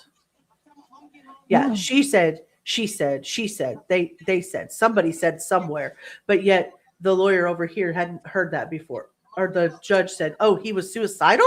Like it was the first time he'd ever heard it. Yeah, I don't. Because I honestly do not remember the medical examiner testifying at prelim. I don't. You didn't think about the possibility until you were trying to find out a way to blame Mr. Johnson to get a new trial. Is that correct? No, that's not true. I have nothing further. Have you seen the death certificate? Yes. I didn't see it till that morning of trial. Until when? Until the morning I testified. Do you recall what the first thing that is listed on this death certificate is? It's dehydration. All right. And that's kind of strange, right? It's really odd. Because he's in an ice bath, right? Mm-hmm. And he has access to water, right? Yes. And so, Motherfuckers, he had access to water. Was he allowed to drink it? Was he able to drink it? Don't let me get up in a courtroom. No. Question. I wouldn't have never. I'd have not made it 5 minutes in this courtroom with this bitch. That lawyer. Yeah, Abellis, thank you.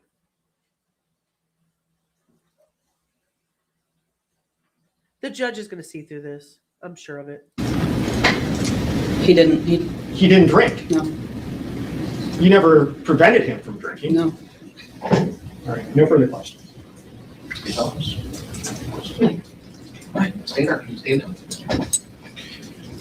right, Mr. Ambrose, any additional witnesses? I do not. No, Your Honor, just as the court would recall, we took my witnesses out of order last hearing. I have no further witnesses. Yeah, you ain't little. You're looking a little chunky if you ask me, but you know, only coming from a girl that's chunky. Okay.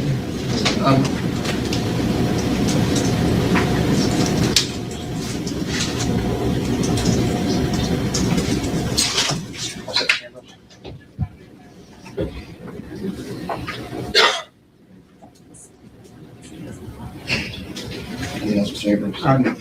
All right, I think it's important for the court, based on the testimony of Ms. Vander Ark regarding failure to raise concerns to the court. Ms. Vander Ark, I want to make sure, I'm addressing you directly at this point, so you are free to talk to the court. I need to know if you believe that your attorney, Mr. Ambrose, is a little awkward, but is there anything that you believe he should do going forward at this point in time in regard to your motion for a new trial?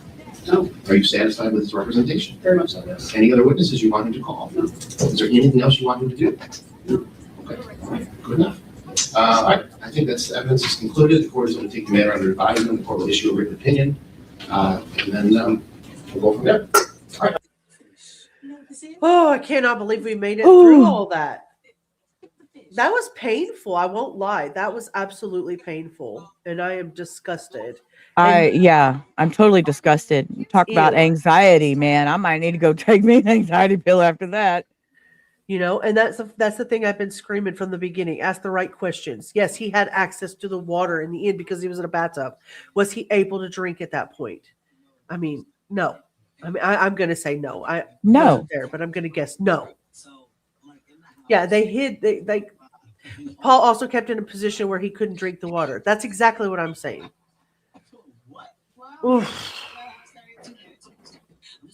Yeah, he did, Abellis. He just prevented all that with all those things that he just asked her. You're satisfied with him. You're satisfied with the questions. You're happy with what he's doing. Period. Yeah.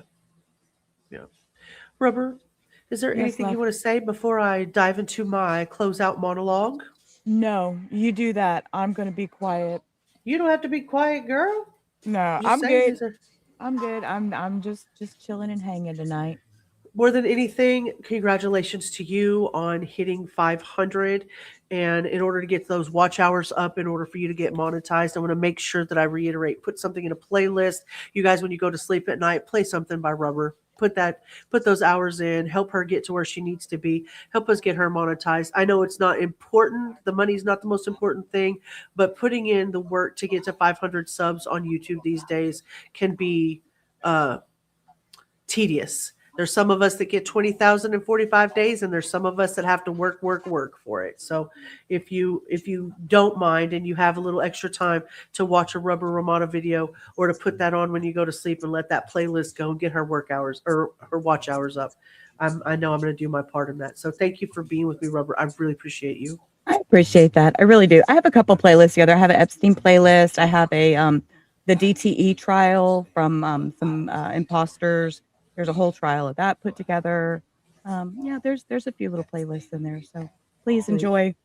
enjoy. This is just it's what I enjoy doing with my time. So, Well, we enjoy you doing that with your time. It's and important to again, us too. I wouldn't be here if it wasn't for the support of all y'all. So, thank you. It's me. It's about me. I don't know why you're making it about everybody else. Yeah, it's all about Hio. God, I never get the recognition I deserve. Before I close out, I just want to say thank you truly for being here with me tonight. I mean that a whole bunch, more than I can put into words, because I've been away for a month. And every single time I come back, everyone shows up with so much care, all the intelligence you guys can muster, so much attention to detail, so much support. It genuinely means the absolute freaking most. I know life gets busy.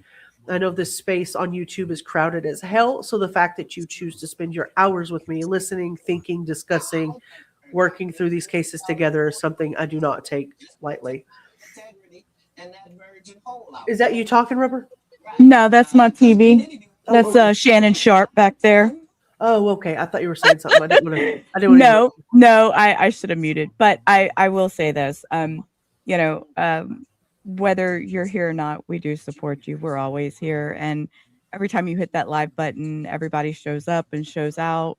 We have great discussions. We, whether we agree or disagree, just, everybody put their thoughts and opinions out there and just kind of work it out together. I thoroughly enjoy that. So Thank you. And thank you for letting me be a part of yours. Thank you. So tonight we covered a whole bunch. We've done a whole full dive into the stupid Shanda Vander Ark's evidentiary hearing, the abuse of her son Timothy and what he endured, everything we talked about through her trial, the post-conviction issues, her claims of disassociation, her fucking credibility problems, excuse my language, the doctor's reports, her ineffective assistance arguments, and the very obvious pattern of blame shifting, finger pointing, all the crap that she tried to hammer out on us today. So we also talked about her legal background, about how that might matter psychologically and how that plays into the way the court might be viewing her now. And at the end of all this, the biggest takeaway for me is that the hearing is done. The judge is going to issue a decision at a later date. So tonight we don't get our final answer, but it's an important piece of where the case stands right now. And to share that with you guys has been amazing. Through it all, I just want you to know how grateful I am for the community. That means a lot to me. You make me feel seen. You make me feel valued. And you make me feel like this space is something real in my life. And I should be the one making you guys feel important, because you are. And you're the reason these conversations matter. You're the reason I keep coming back to do this, even if I have to fight through time and exhaustion and everything else going on. And I appreciate that. So thank you for sticking with me. Thank you for spending your time with me. Thank you for being solid, ride or die group of people. And I appreciate you deeply. On that note, I am going to close us out with our song, and I will be back if everything is okay. I will be back tomorrow. We'll do this again tomorrow. Take it away, girl. Take it away. Thank you.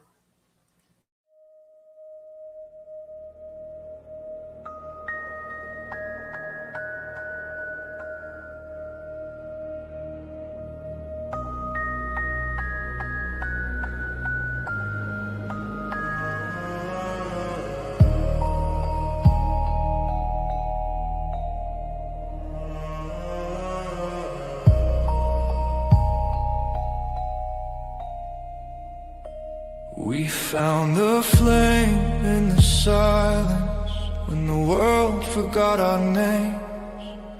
Whispers turned to promise. In the dark we stayed the same. Ashes carried stories, falling stars and sleepless nights. Every scar became our glory, every shadow fed the light. We are the ones who guard the fire, through the smoke and through the fight, bound by truth, by heart, by wire. We keep the echoes burning bright. No crown, no fame, no higher